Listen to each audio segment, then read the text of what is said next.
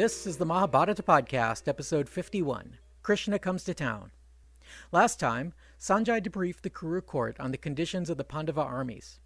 Bhishma's assessment was that their opponents were hopelessly more powerful than they, so peace was naturally the only option. Duryodhana begged to defer. His opinion swung from confidence of victory to petulant rejection of sharing power with his cousins. When the prince suggested that he, Karna, and Dushasan could easily take on the Pandavas, Bhishma scoffed at them. Karna took Bhishma's assessment as an insult and finally swore a new oath. This time, he said, he would not fight as long as Bhima still lived, and then he walked out in a huff.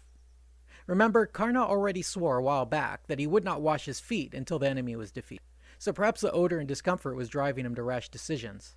In the course of this debate, it was revealed that a warrior on the Pandava's side, King Drupad's transgendered son Sikandin, was destined to kill Bhishma. We also heard references to an episode in which Karna enrolled with Parashurama, pretending to be a Brahmin, in order to master the magical Brahma head missile. Parashuram eventually saw through his deception, but Karna already had the weapon. Thus, his guru cursed him, saying the weapon would misfire when he most needed it. I know for sure that we will get the whole scoop on Sikandin in a few more chapters. The incident with Karna and Parashuram does not appear to be explained in the Book of the Effort, however. Hopefully, we'll get the full story in a later book. If not, I'll find it in the Apocrypha and I'll fill it in somewhere. Finally, after the assembly had ended, Sanjay continued to meet with the king in private. He met with the royal family, including Duryodhana, his parents Gandhari, Dhritarashtra, and the king's natural father, Vyasa. Sanjay revealed, for the first time in the epic, the new religion of Krishna worship. The charioteer seems to be an early convert, and with Vyasa's encouragement, he successfully proselytized to the royal couple. Duryodhana, of course, refused to have anything to do with anyone who was a friend of Arjun's.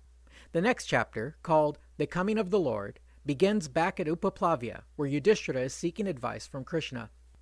The Dharmaraja said he could pretty much tell that the negotiations are going to fail, considering what they had heard so far from the Kaurava side. He said that he had offered to take just 5 villages for the price of peace, but even that had been rejected. This is news to me. They have not mentioned this offer until this dialogue.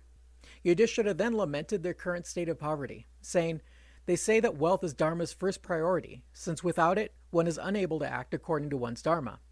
We are unable to support Brahmins, nor finance sacrifices, nor give to the poor.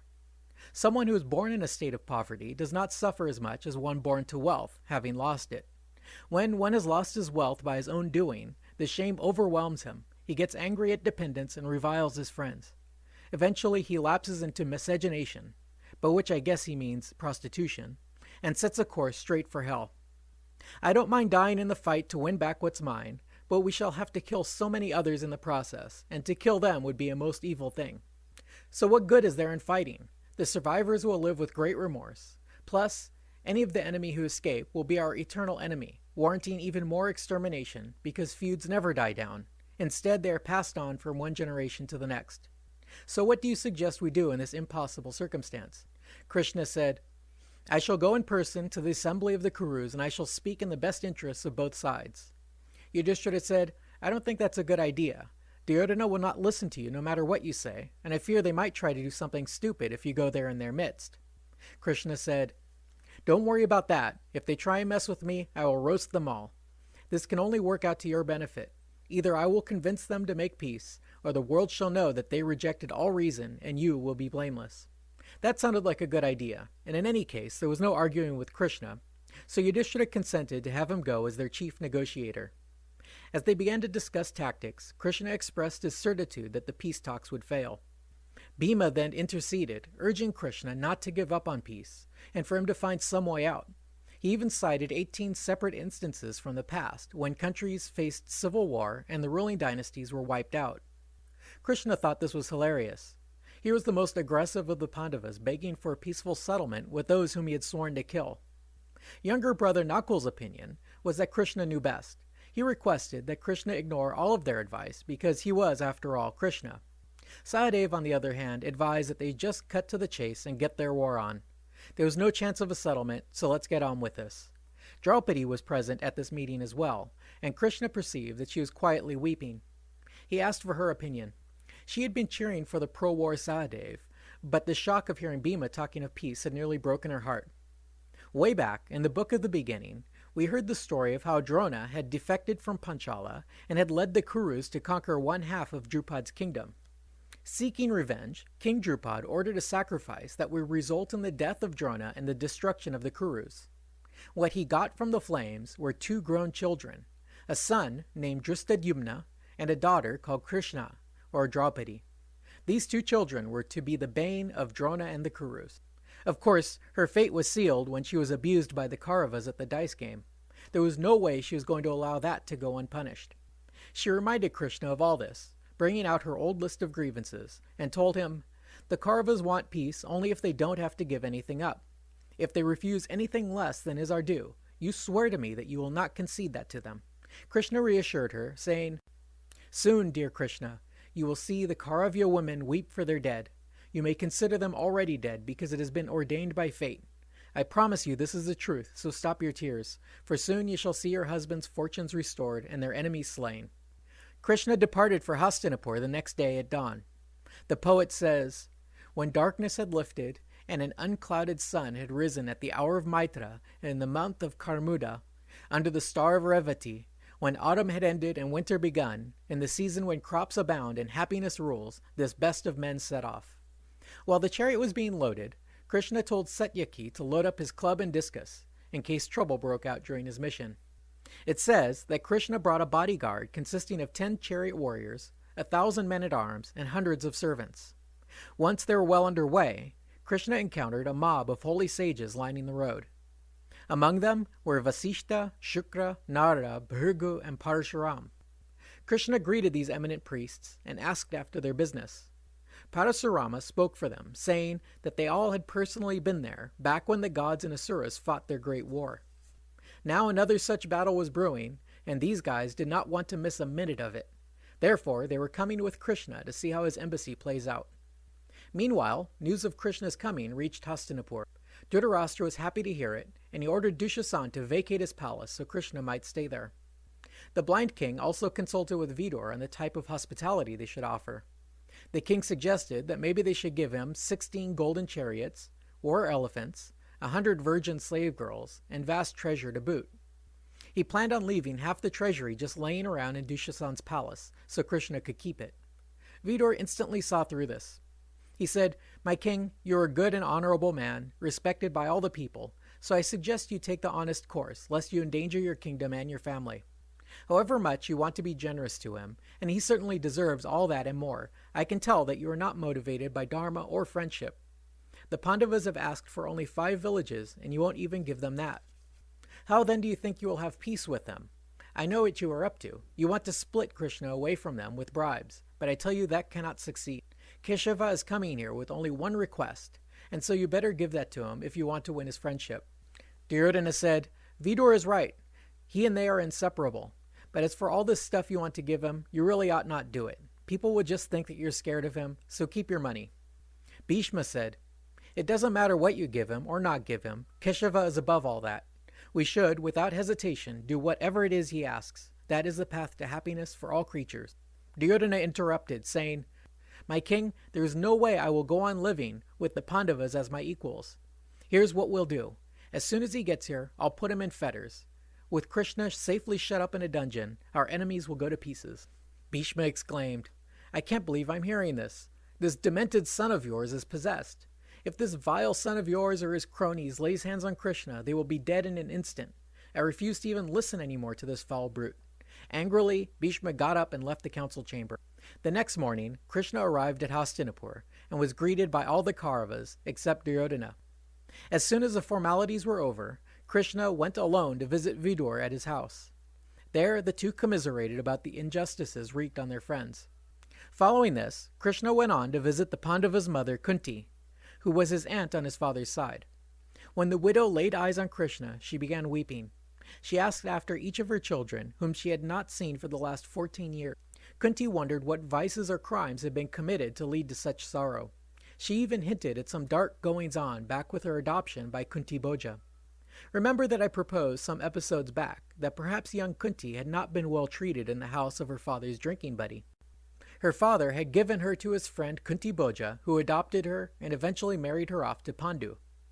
I went so far as to speculate that perhaps Kunti Bhoja had not protected her as a father should, and perhaps Karna was not so much the product of a magic spell and a visit from a sun god, but rather the sad result of child abuse under Kunti Bhoja's roof. As if in support of my hypothesis, Kunti tells Krishna that all her troubles began when her father traded her like livestock to Kunti Bhoja. She said, "I do not blame myself or Duryodhana, but rather my father, who sold me like chattel to Kunti Bhoja.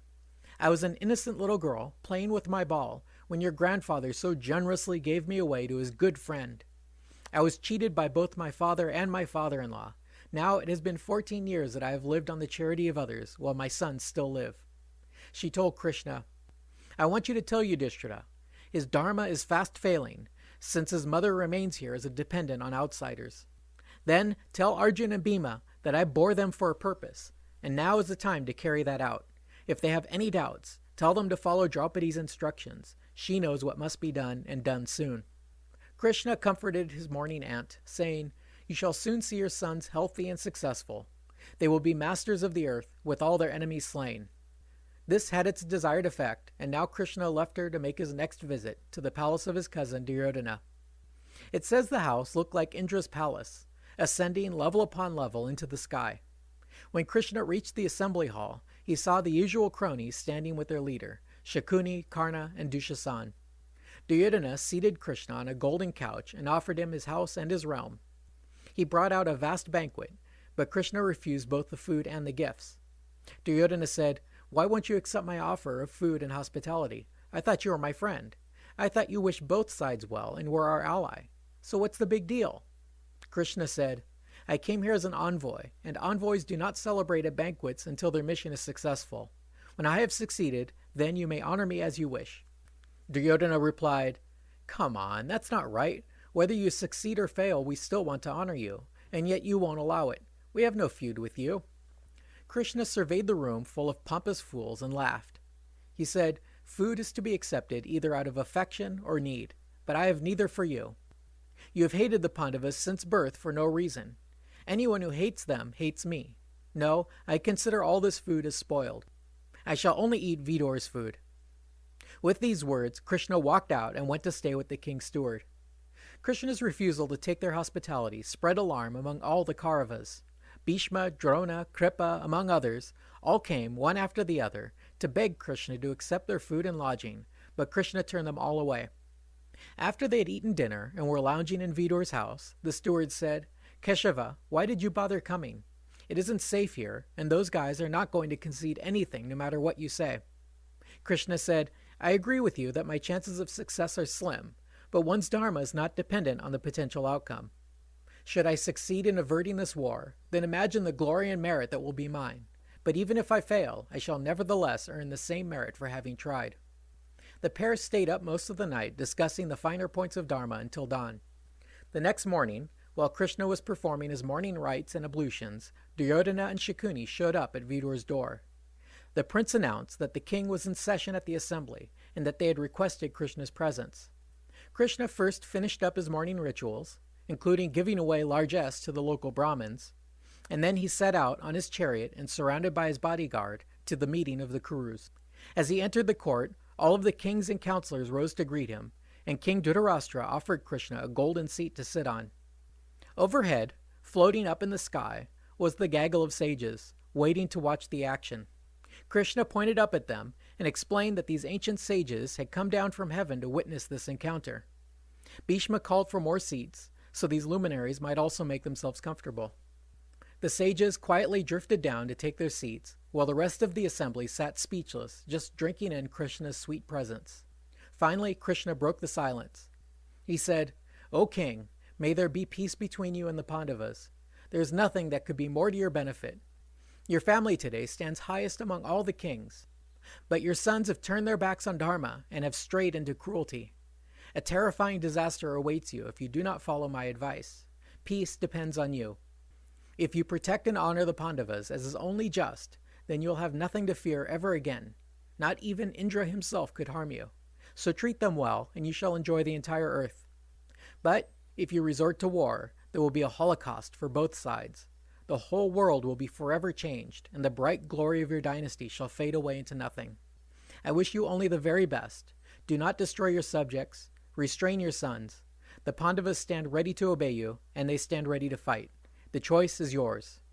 The whole audience was moved by this speech, but no one had any reply. Finally, Parashurama, from the sages section, addressed the court. The old fellow suggested they first listen to some parables before they make the ruling. I'm going to stop for now because there are a few stories coming up, and they will take up an episode of their own. So next time, we'll hear some more ancient tales and then get back to Krishna's adventures in Hastinapur. Thanks for listening. This is the Mahabharata podcast, episode 52, Krishna Reveals Himself. Last time, we started the chapter titled The Coming of the Lord, in which Krishna volunteered to go in person to Hastinapur to negotiate for the Pandavas' side. The Kauravas sort of overreacted to his arrival. Dhritarashtra wanted to bribe him, while Duryodhana wanted to imprison him. Krishna sensed the bad vibes and refused to even eat with them. Krishna stayed at Vidur's house and only ventured out to visit Kunti and to negotiate with the Kauravas. I have a theory that perhaps Karna was not so much the result of a magic spell, but rather the product of child abuse at the hands of the sadhu Durvasas.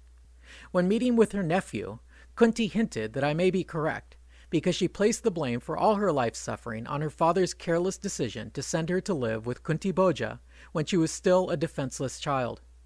She doesn't go into any more details than that, leaving me to continue with my speculations. Finally, Krishna is summoned before the assembly of the king to present his case. Krishna gives such a persuasive argument that it left the opposition speechless. It so happened that a gaggle of immortal rishis had followed Krishna on his mission so they could witness the beginning of the Great War. Among them was Rama Jamadagni, also called Parashuram. This famous warrior priest was the first to break the silence. He offered to tell a few parables to help the king make up his mind. Rama told the story of Dambodbhava, who was, in ancient times, the emperor of the world. Rama said that after this guy had conquered the world, he became so puffed up with pride that he spent all his time trying to prove that he was the toughest guy in the world. He would go to the ascetic Brahmins and tease them, bragging about how he could do anything he wanted and no one could stop him. These Brahmins eventually got annoyed with this uppity king and told him, "King, there's a pair of ascetics who have gone unrivaled from incarnation to incarnation. You would not stand a chance against these guys." This piqued the king's interest. He wanted to know all about these guys. He couldn't believe that a couple of emaciated sadhus could really stand up to his imperial army. The Brahmin said, "From what we've heard, this pair are called Nar and Narayan. Rumor has it that they are up at Mount Gandhamadana, performing indescribably severe self-mortifications." The king then amassed his vast army and marched it to the sacred hermitage at Mount Gandhamadana. When he arrived there, he greeted the pair of ascetics respectfully, touching their feet. Nar asked him his business, and the king told him that he'd run out of people to fight, and he'd heard that Nar and Narayan were his only rivals for his glory.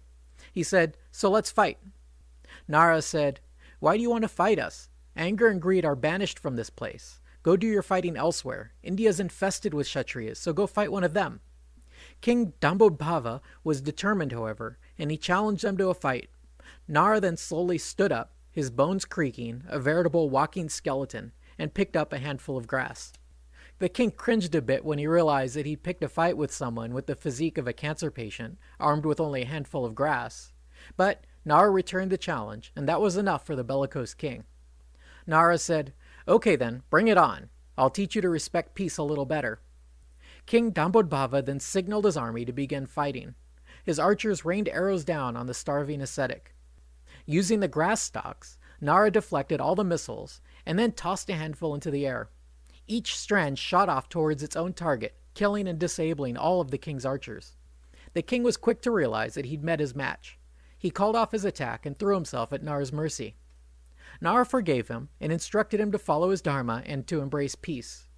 Rama concluded his story, saying that while Nara had easily defeated this emperor, Narayan was even more powerful.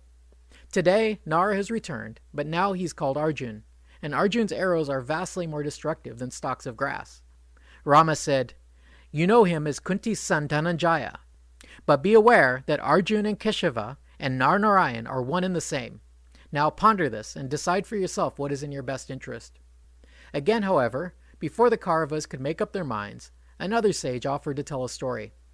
This time it was the Rishi Kanva who told the story of Matali and his daughter. Kanva reminds us that Matali was Indra's charioteer, and once, a long time ago, he had a daughter named Gunakeshi, and he had a hell of time finding a worthy husband for her. It seems that she was a spirited girl, because Matali was concerned that she could ruin 3 families by her bad behavior: her mother's family, her father's family, and the family of her unhappy bridegroom. We are not given any details about this domestic problem, except that we are told that Matali was unable to find a suitor for his daughter in neither heaven nor on earth. She was either too good for them, or they were too good for her. Getting desperate, Matali decided to journey to the subterranean realms to find her a husband. He hoped that perhaps a reptilian snake person would make a good match for Gunakeshi. With his master's permission, Matali set off for Varuna's undersea realm.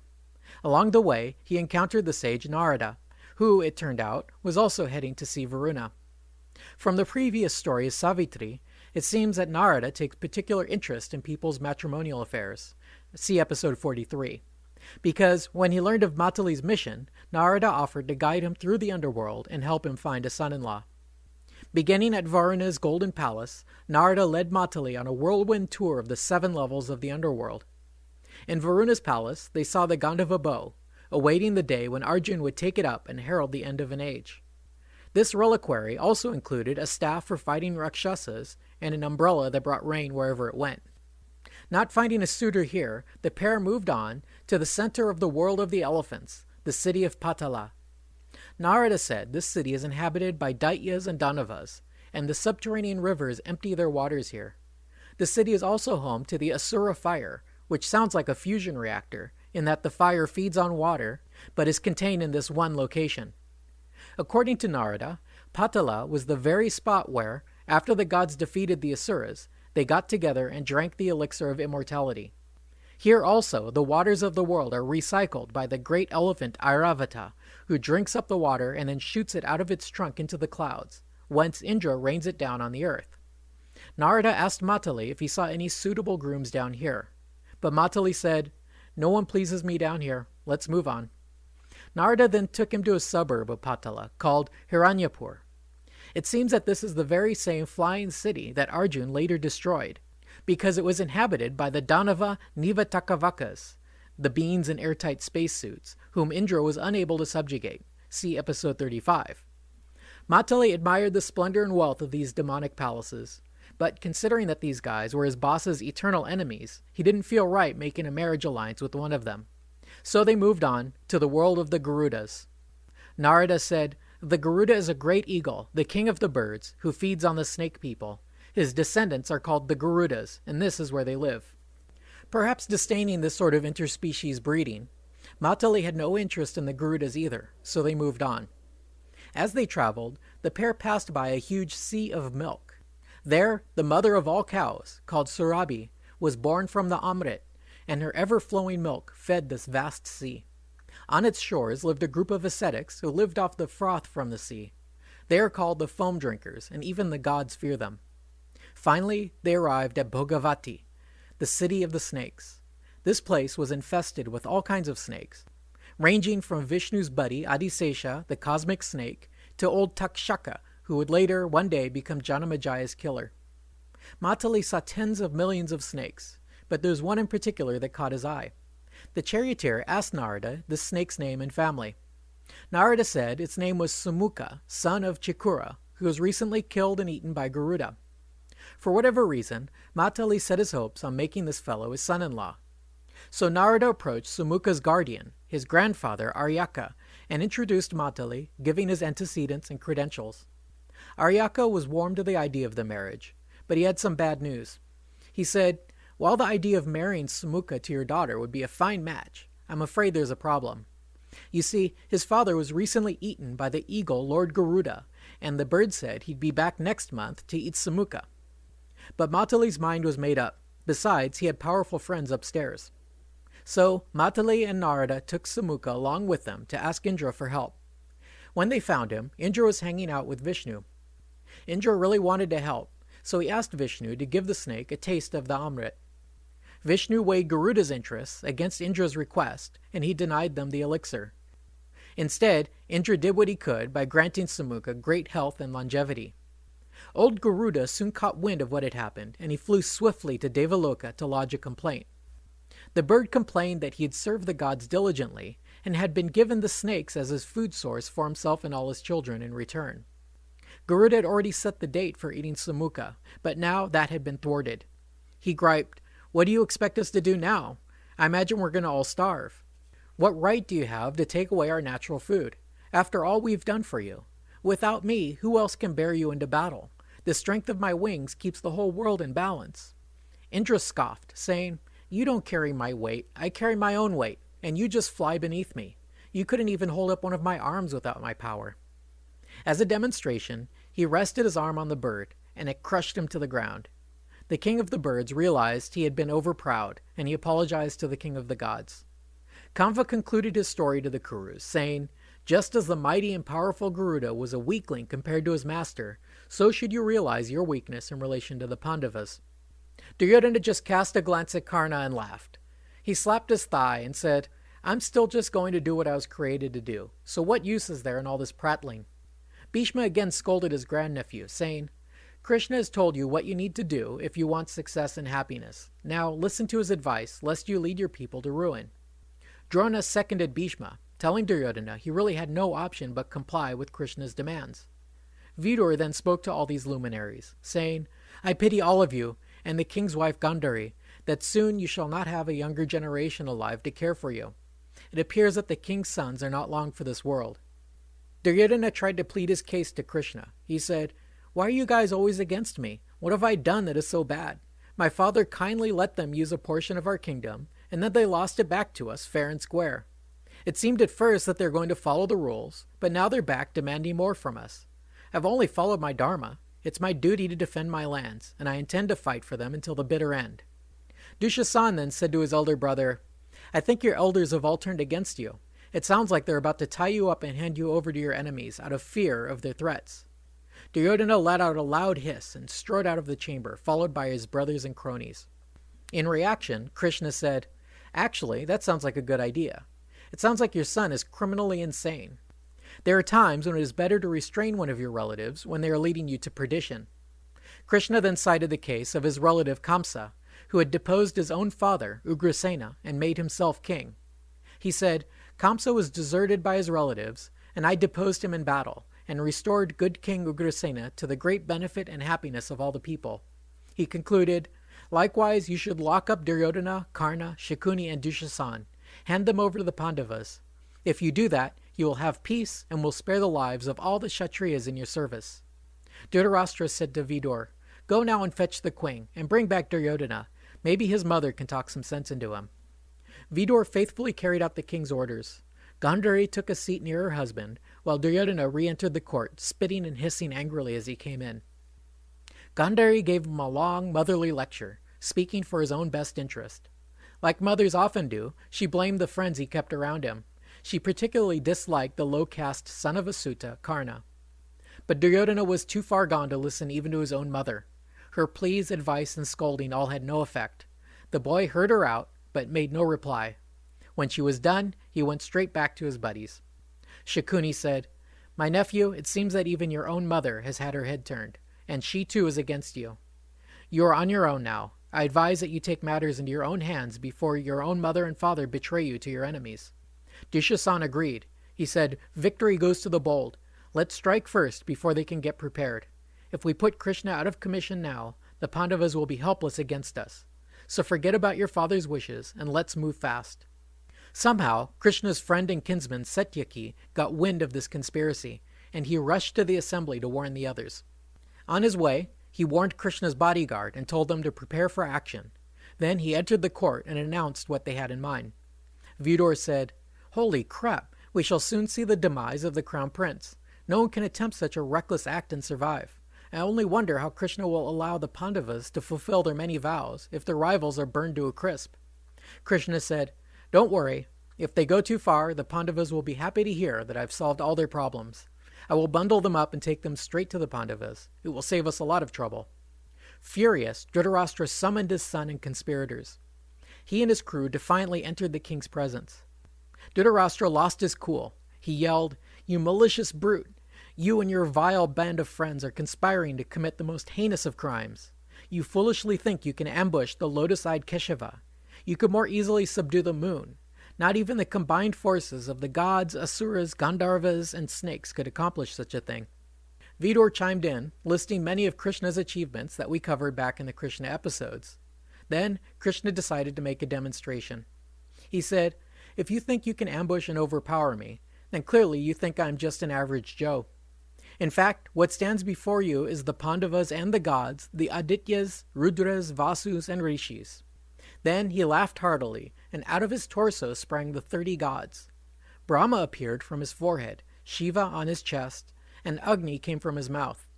Then the Pandavas and all their countless allies appeared to be a part of him, all shining with the light of 1,000,000 suns. All those present were blinded by this light, except for his disciples, Vidura, Bhisma, Drona, and Sanjay. The heavenly drums sounded, and flowers fell from the sky. When the spectacle ended, Krishna left the assembly. At the same time, Narada and his fellow sages disappeared. I guess they saw what they'd come to see. That's all for now. Next time, Krishna gives up and goes home. But first, he'll get a final message from Aunt Kunti, and he'll stop over at Karna's place to stir up some trouble among the Kauravas by telling the son of Asuta who his real mother is. Thanks for listening. This is the Mahabharata Podcast, episode 53, The Temptation of Karna. Last time, Krishna's peace mission to Hastinapur completely broke down. By the end, Krishna was advocating that the Kurus restrain Duryodhana and then sue for peace, while Duryodhana made plans for doing the same thing to Krishna. The sages Narada and Kanva both told a story, but that didn't help either. Finally, Krishna lifted the veil somewhat on his own divine nature and revealed to the audience that even the greater gods like Shiva and Brahma were all just a small part of his larger self. In the course of these discussions and arguments, Duryodhana reiterated his own perspective on the conflict. To him, his father had been more than generous in allowing the Pandavas use of half their kingdom. Their claims to the lands came to an end the moment they lost at the dice game. According to the Kaurava, the terms of the game were not limited to 13 years. Duryodhana believed that they had agreed to go away forever. Perversely, the Pandavas decided to change the rules after abiding by the agreement for nearly 14 years. Now, they had made treasonous alliances with the Kurus' neighbors and enemies, and were threatening invasion and conquest if they were not given half of Duryodhana's rightful kingdom. Now, how can we know for sure who is telling the truth here?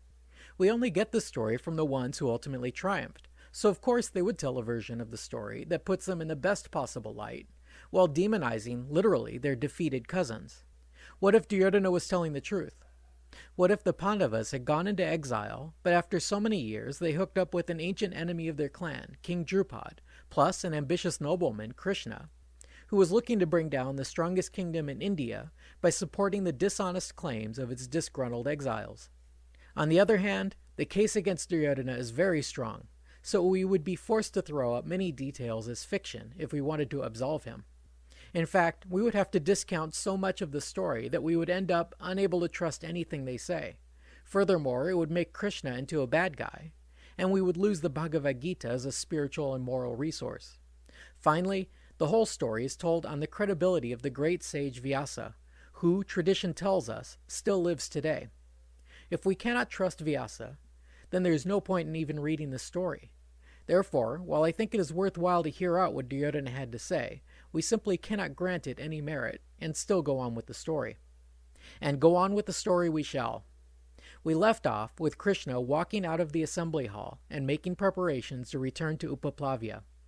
The visiting rishis had all vanished, having witnessed what they had come to see. Before leaving Hastinapur, Krishna first had to make a couple more visits. He started with his Aunt Kunti. He entered her house, greeted her by touching her feet, and then reported everything that had been said and done at the assembly hall. He concluded by saying, "So you see, the rishis and I were both most reasonable, but the prince refused to accept reason. Clearly, this whole family is lost. Now I'm heading back to your sons. Do you have any last thoughts before I go?" Kunti wanted Krishna to remind her son that he was born a Kshatriya, so he should quit pretending that he's a Brahmin and start fighting for his rights. As for Arjun, she said that when he was born, a voice spoke out of the heavens, saying that one day this boy would be like the 1,000-eyed Indra, that he will vanquish his enemies and win back the lands that had been unlawfully taken. She said, I do not doubt that what that voice said shall indeed take place. At the end of this visit, Krishna took leave and mounted his chariot, heading back to Upaplavya. On his way out of town, he passed Karna on the road. Krishna stopped his cart and invited the son of Asuta, Sutputra, to ride with him a while. Karna consented and climbed on board. As they rode, Krishna revealed to Karna his true ancestry. Actually, the scene is presented from the perspective of the king. Sanjay reported to him at court that Krishna had left town, but as he was leaving, he briefly gave Karna a ride with him on his chariot. Dhritarashtra wanted to know what had gone on between the two. What had they discussed? Somehow, Sanjay knew the answer, and he described the conversation to the king. Krishna began by complimenting Karna on his scholarship and his deep knowledge of the laws and scriptures. He said, those who know the scriptures teach that a son born to a woman before her marriage is regarded the same as the sons born to her husband after the marriage. You, Karna, were born that way. Your real mother is Kunti. Therefore, you are effectively Pandu's eldest son. That makes you the elder Pandava and my own kinsman. So come with me today, cousin, and I assure you the Pandavas will recognize you as their eldest brother. Their children, friends, and allies will all embrace you and shall follow you as their leader. And guess what? You'll get to sleep with Draupadi all you want. Your brothers will support you as the Brahmins and I consecrate you as king. So let's go. It seems Karna was touched by this offer.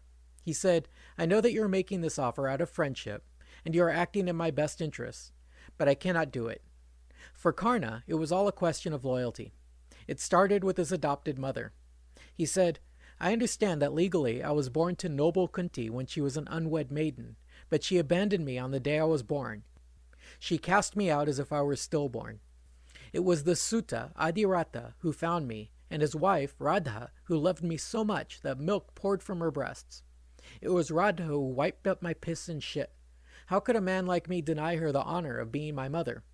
It is a Suta who loves me as a son, and it is my love that demands that I regard him as my father. Adiratha named me and arranged my marriage. I have sons and grandsons in his lineage. I cannot turn my back on the people who refuse to abandon me. And then there's the question of my friendship and alliance with Duryodhana. For the past 13 years, I have enjoyed unrivaled power and riches. Duryodhana has made all his plans and based his decisions on the strength of my support. He depends on me completely to defend him from Arjun. I have no doubt that you mean well. I'm equally sure that the Pandavas will succeed. But King Dhritarashtra has set in motion the greatest of sacrificial rites, and you shall be the presiding priest. Karna went on to describe the coming war as a Vedic sacrifice, with the rivers of blood as a sacrificial oblation. In his mind, the war had taken on a magical or cosmic significance, and his role in the rite was to be one of the sacrificial victims. Like Jesus in the Garden of Gethsemane, there was nothing to be done except embrace his fate and see it through to the bitter end. Karna continued, As for the insults I heaped on the Pandavas, I did them to please Duryodhana, and I deeply regret it. When you see me cut down by Arjun, it will be the fuel for the sacrificial fire. When Bhima drinks Dushasan's blood, that will be the drink of Soma.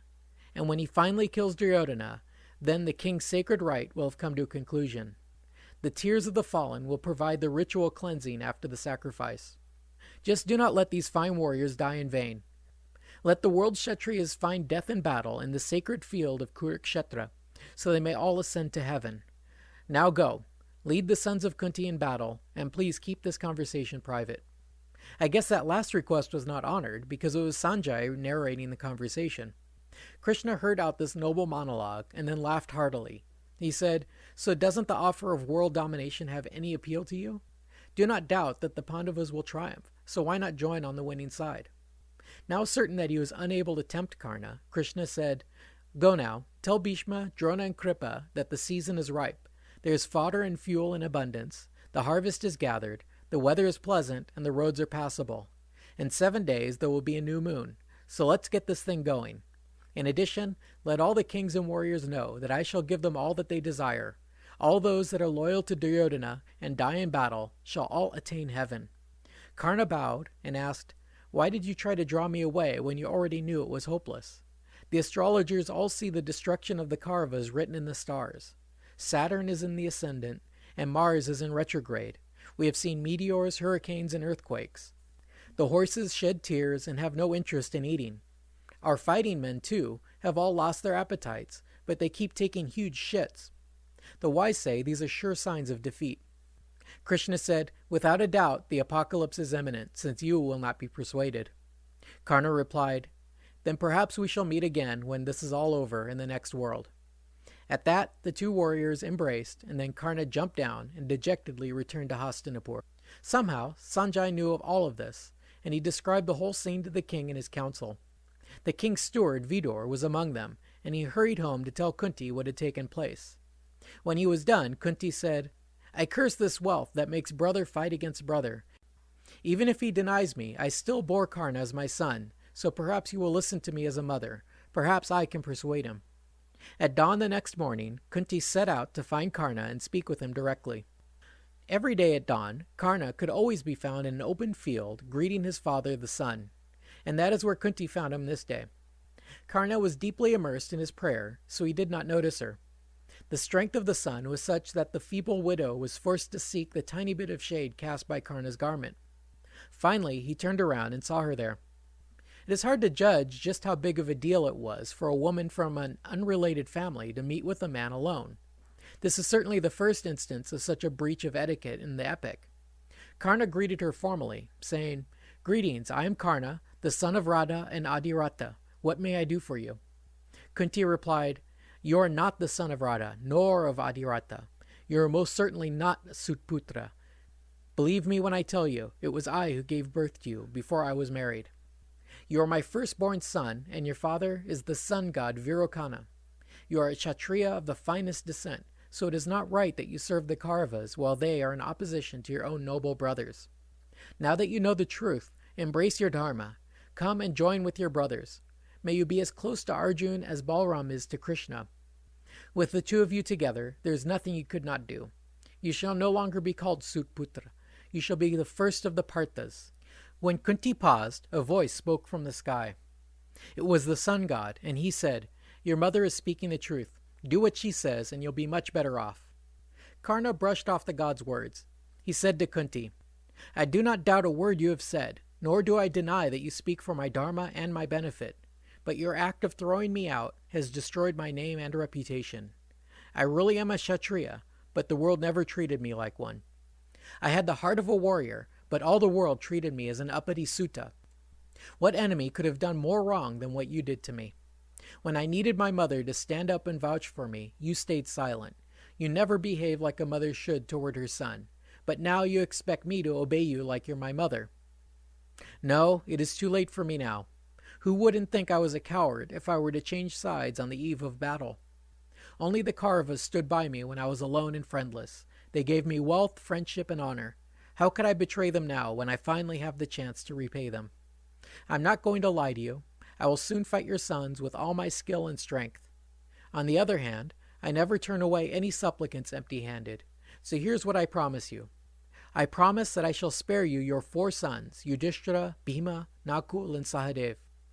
As for Arjun, I make no promises. It will be either him or me. There can only be one. In either case, you need not fear. You can rest assured that your sons shall always be 5 in number.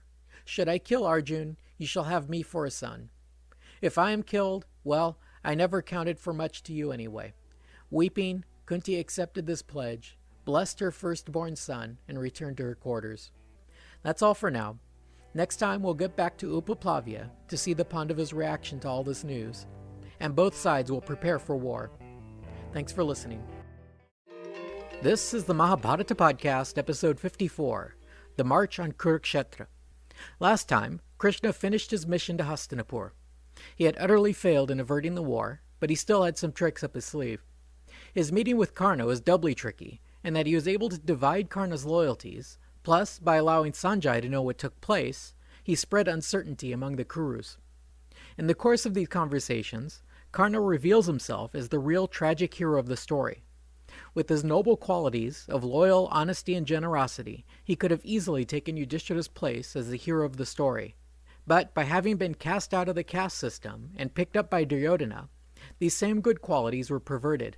The best he could hope for was to die nobly as the best of the bad guys. The most direct result of Krishna's meddling was that Kunti managed to extract a promise that he would not even try to kill 4 of her 5 sons. I have trouble judging just how much of a threat Karna poses to his enemies. It would appear that Karna is just a paper tiger, full of bluster, but not a serious threat. By the way the advisors talk, you would think that the war will be just a formality. If you compare Arjun to Karna, it seems like this is no contest. Arjun has numerous friends among the gods, and is reincarnation of India's greatest warrior. He has heaps of magical weapons, some of which are quite capable of destroying the physical universe. Karna's assets are almost laughable by comparison. Arjun was trained by the best of the mortals, Drona and Kripa, and then had 5 years among the gods for advanced studies. Karna, on the other hand, was forced to trick Parasurama to get a brief training, and was then cursed for his efforts. His paltry pair of magical weapons were cursed and circumscribed, and were purchased at great personal cost. Somehow, despite this obvious disparity and the inevitability of victory, Arjun will have a difficult time of dealing with this pusillanimous half-brother on the battlefield. Following Krishna's interview with Karna, he continued on toward Upaplavya, where he met with the Pandavas and told them everything we've gone over in the last few episodes. It appears that more went on during the visit than we've been told so far, because when Yudhishthira pressed Krishna for more details, he related a speech that Bhisma made regarding the legitimacy of the Pandavas' cause. Basically, Bhisma provided a brief genealogy to help untangle these rivaling claims. To sum up, he began with his father Shantanu, who had only a single son and heir, Bhishma. Bhishma reminds us that his father worried about having just one son, and he pined for some backup heirs. Bhishma got wind of his father's concern, and he found his father a new wife, while also making the famous oath to never marry or have children or become king. This young bride, the fragrant Satyavati, gave birth to Vichitravirya. Bhishma famously fought off all the kings of India to fetch wives for his young brother, but the boy proved to be a weakling. Although he spent all his time frolicking with his 2 wives, while Bhishma ruled the kingdom, he never managed to produce an heir. Bhishma's young brother Vichitravirya died of exhaustion, childless. Bhishma described the situation as desperate. Without a king, the reign ceased, and the people were thrown into poverty. They begged him to forsake his oath and take up the throne, but Bhishma refused. Instead, he arranged for Satyavati's sadhu first son, Vyasa, to sleep with Vichitravirya's nubile princesses. Blind Dhritarashtra, heroic Pandu, and illegitimate Vidur were the products of this union. Bhishma skipped the murky details of Pandu's impotency and retirement, and cut straight to the point. Dhritarashtra was not made king because he was blind. Thus, Pandu was the legitimate king, and so his sons are the legitimate heirs. Case closed. He concluded that the least they could do was give Pandu's sons half the kingdom. Krishna next reported Drona's arguments. Drona agreed with Bhishma, but he had a more nuanced justification. He pointed back to the halcyon days when Pandu had retired from the throne and had placed Dhritarashtra there in his stead. He said Pandu pacified the foreign lands, while Bhishma defended the kingdom. Vidur managed the economy, and Dhritarashtra enforced justice. Drona pleaded, "Why can't you all get along like your uncles once did? Let your cousins have half the kingdom and you will both prosper." The next to speak was Vidur. He didn't speak long. He just expressed his frustration that no one ever listened to his advice, and his disbelief that even at this late stage, Bhishma still intended to fight for Duryodhana. Even Gandhari joined in, scolding her son for refusing the rightful succession of the Kuru line. Finally, Duryodhana's own father weighed in. He followed Bhishma's genealogical method, but he found the deeper patterns in the history of their family. Dhritarashtra went way, way back to the first king, Soma Prajapati. The 6th in his line was Yayati, son of Nahusha. For more details, see episode 11, The Loves of King Yayati. The main lesson of that story, according to the king, was that the eldest brothers were passed over in favor of the youngest son, Puru. This was done because the elder sons had been rebellious, while Puru was the more fitting king. Going down the line to Dhritarashtra's grandfather, Shantanu was in fact his father's 3rd son. Old King Pratipa had 3 sons, Devapi, Bhalika, and Shantanu. Devapi was about to be consecrated king, but the people discovered that he had leprosy, and they refused to allow the coronation. As a result of this defect, Devapi left for the forest for an ascetic life. Bhalika, for whatever reason, had already left the country to be with his wife's family, leaving the youngest son Shantanu to be king and to pass on the royal line. Dhritarashtra concluded by denying his own kingship, saying, "Likewise, I myself was barred from the kingship, and my younger brother became king. When Pandu died, the kingdom became his son's. So, if I could not inherit the realm, how could my son?" This seems a little disingenuous to me, considering that old Dhritarashtra was none too anxious to hand over the throne back when the boys came of age. Krishna concluded his account of the negotiations, saying that Duryodhana had heard all of these arguments, but shrugged them all off, and then he called his allies to arms. Helplessly, Bhishma was made commander of the 11 armies, and the great force made ready to march on Kurukshetra. Krishna explained that he had done everything permissible in such a negotiation. He had tried conciliation, then he frightened them with the strength of the allies. When that failed, he showed them miracles.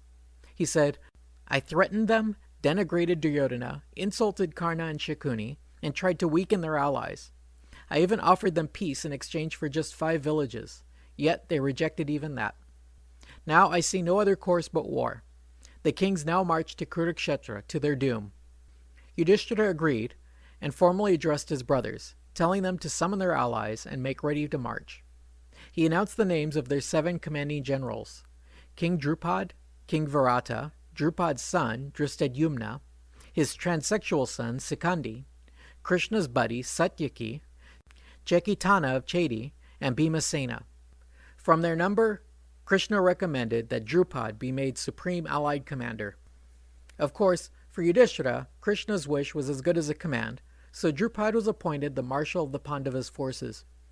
When Drupad had been duly installed, the conches were blown, the men cheered, and the 7 vast armies marched out for Kurukshetra.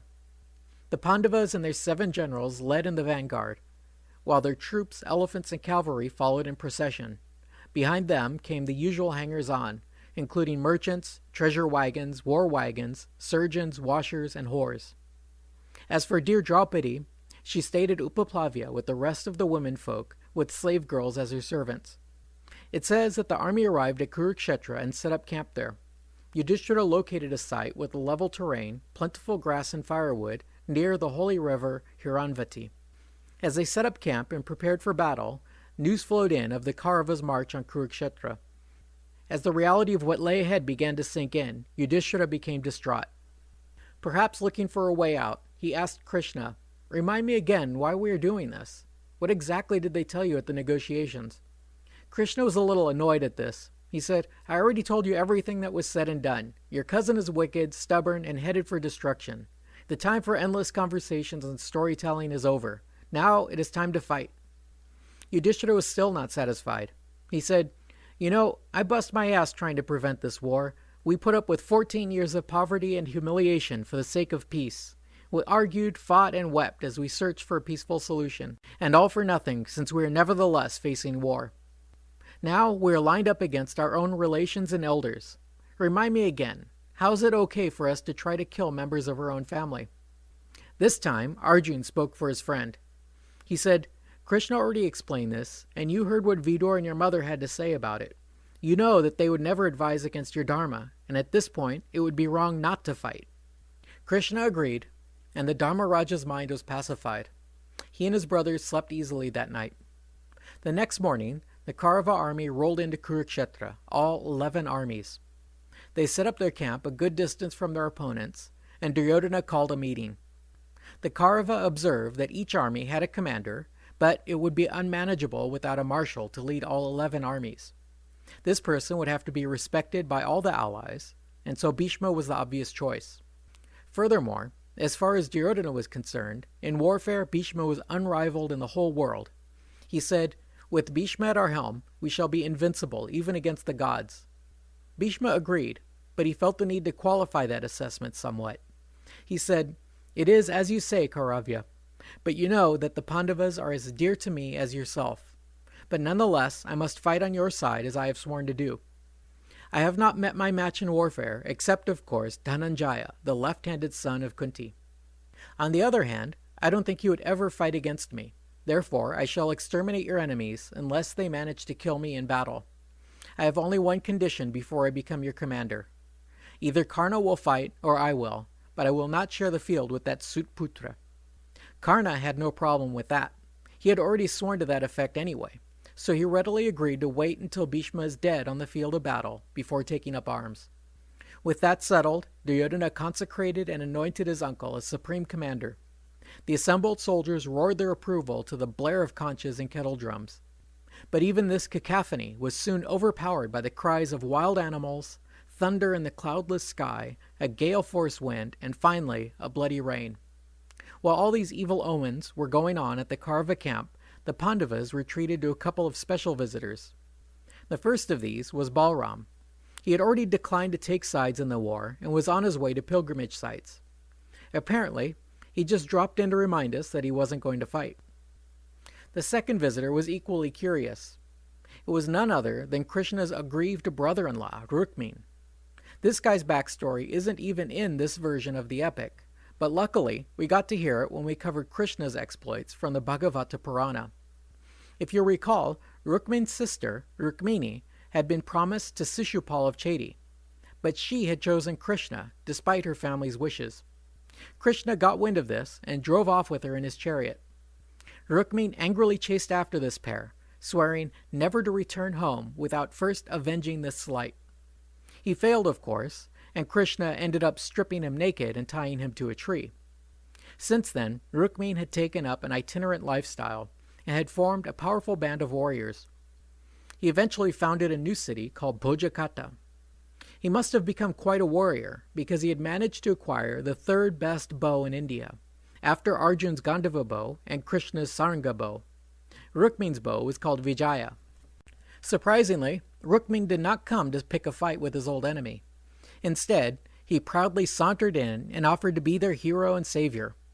He generously offered to hold Arjun's hand if he got afraid, and promised to personally finish up this business and wipe out the enemy. This was all too much for Arjun. He had to remind them of his own great feats, and finally sent this guy packing. The battlefield was too small for three super warriors like Arjun and Krishna. Unfazed, Rukmin then ambled over to the opposing camp. There he offered his services. He must have come off as too arrogant even for the Kauravas, because we are only told that they declined his services as well. Our narrator then makes it clear why he took this moment to mention both Balram and Rukmin. He tells us that these were the only two warriors in all of India who did not take part in the coming battle. At this point, the whole frame of the story makes an important shift. For most of this book, the descriptions are quoted from what Vyasa's disciple Vaisampayana is telling King Janamejaya. If you go back to the very beginning of this podcast, you'll recall that the whole epic is told in terms of a conversation between Vyasa's disciple and Arjun's great-grandson Janamejaya, long after the Great War had ended. Now, what Vaisampayana says is that King Dhritarashtra asked Sanjay to tell him everything that happened once the two armies arrived at Kurukshetra. Sanjay then proceeds to narrate for most of the rest of the war. So everything that takes place from here on is presented as what Sanjay reported to Dhritarashtra and Dhritarashtra's questions and reactions to these events. Like what happened last episode, when Sanjay reported the private conversation between Krishna and Karna, once again the charioteer displays an amazing omniscience regarding the far-off war. I guess it was from the awful Peter Brook movie and the TV series that I got the impression that Krishna somehow granted that power to Sanjay before he returned to Upaplavya. But in the critical edition, at least so far, Sanjay's clairvoyance simply goes unexplained. Dhritarashtra said to Sanjay, "Come, my friend, tell me everything that happened at the camps of the Kuru and Pandava armies. Leave nothing out. I think fate reigns supreme, and our efforts count for nothing. I know very well how horrible this war shall be, but I could not control my deceitful son. I have always been good at discriminating good from evil, but somehow when it comes to my son, my mind is warped.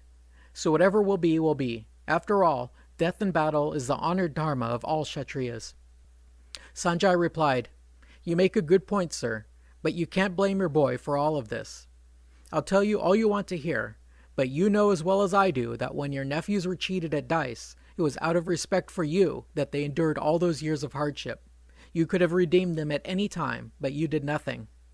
Sanjay continued, "So hear now in full of the slaughter of men and elephants and horses, of the fall of kings in battle, And while you hear, O king, of the great war that brought on the destruction of the world, stay calm, do not be sad. For man is not the cause of his good and evil acts. He is helplessly manipulated like a puppet. Some destinies are foreordained, others are the victim of chance, while others are living the karma of their past lives. And it is the combination of these three that is tearing the world asunder. That's all for now. Next time, Bhisma will give us a list of the main participants in the coming war, and will remind us who all these guys are. Following that, we'll finish up Book 5 with the fascinating story of Amba and Sikandin. Thanks for listening. This is the Mahabharata Podcast, episode 55, Cutting the Muster. Last time, the two opposing armies marched to their agreed-upon battlefield, Kurukshetra, and set up camp. The Pandavas elected their father-in-law, King Drupad, to be their commanding general. On the Kaurava side, it was Bhishma who's elected to that post. Going forward from here, the cast of characters gets downright unmanageable. We have a total of 18 armies taking part in this conflict, and each of these armies is led by its own general. Add to that the numerous relatives, friends, and neighbors, and our list of names easily tops 30 or 40. We can be grateful that Duryodhana's 100 brothers don't have a lot of distinguishing characteristics, but things are still going to get hard to follow as we get into the war itself. My suspicion is that back when the epic was still undergoing revisions, every king wanted to see their venerable ancestors taking part in the famous war. So the list of names is simply impossible to keep track of. I promise to do my best to keep you abreast of who these peripheral characters are whenever they enter the scene. By the end of last episode, King Dhritarashtra asked his charioteer and confidant, Sanjay, to narrate the events on the battlefield and in the opposing camps. Either Sanjay had a marvelous spy network, or he had the power of clairvoyance, because somehow, sitting in the king's palace, the charioteer was aware of every conversation happening in both camps. I recall that the Hindi TV series, as well as the Peter Brook film, included a scene where Krishna grants this ability to Sanjay. But so far, no such thing has happened in either of my versions of this book. And I don't see how it could happen later, since Krishna is going to have his hands full dealing with the war. Still, there could be an element of truth in these pictorials, because I would have guessed that Sanjay's talent stemmed from his early adoption of bhakti towards Krishna. In any case, much of the coming battle books will be narrated as a conversation between Sanjay and Dhritarashtra. Sanjay had just begun this grand narration when we finished the last episode. The first event he described had to do with an odious gambling friend of Shakuni's named Uluka. Duryodhana summoned this guy and sent him off on an embassy to the Pandavas with some messages for each of them. Obediently, Uluka went, under the immunity of a messenger, to the Pandava camp. He addressed Yudhishthira, saying, "You know how it is with messengers. What I'm about to say are the words of my master and not mine, so please don't take it out on me." Yudhishthira replied, "Uluka, you have nothing to fear. Go ahead and speak as you are commanded to by your greedy and short-sighted master." I think Uluka rather relished his immunity. It allowed him to safely tear into and insult his betters without fear of retribution, at least for now. Speaking for Duryodhana, the son of a gambler said, "Hear now what the great-spirited king has to say to you. He says it was a surprise that we took all your possessions and molested your wife, yet you just let us do that, and you ran off to hide in the woods for 12 years. What kind of man are you? And now you think you can beat me? Well, go ahead and try. But what do you hope to gain from this? Bhishma and Drona are both invincible on the battlefield, so what are you thinking?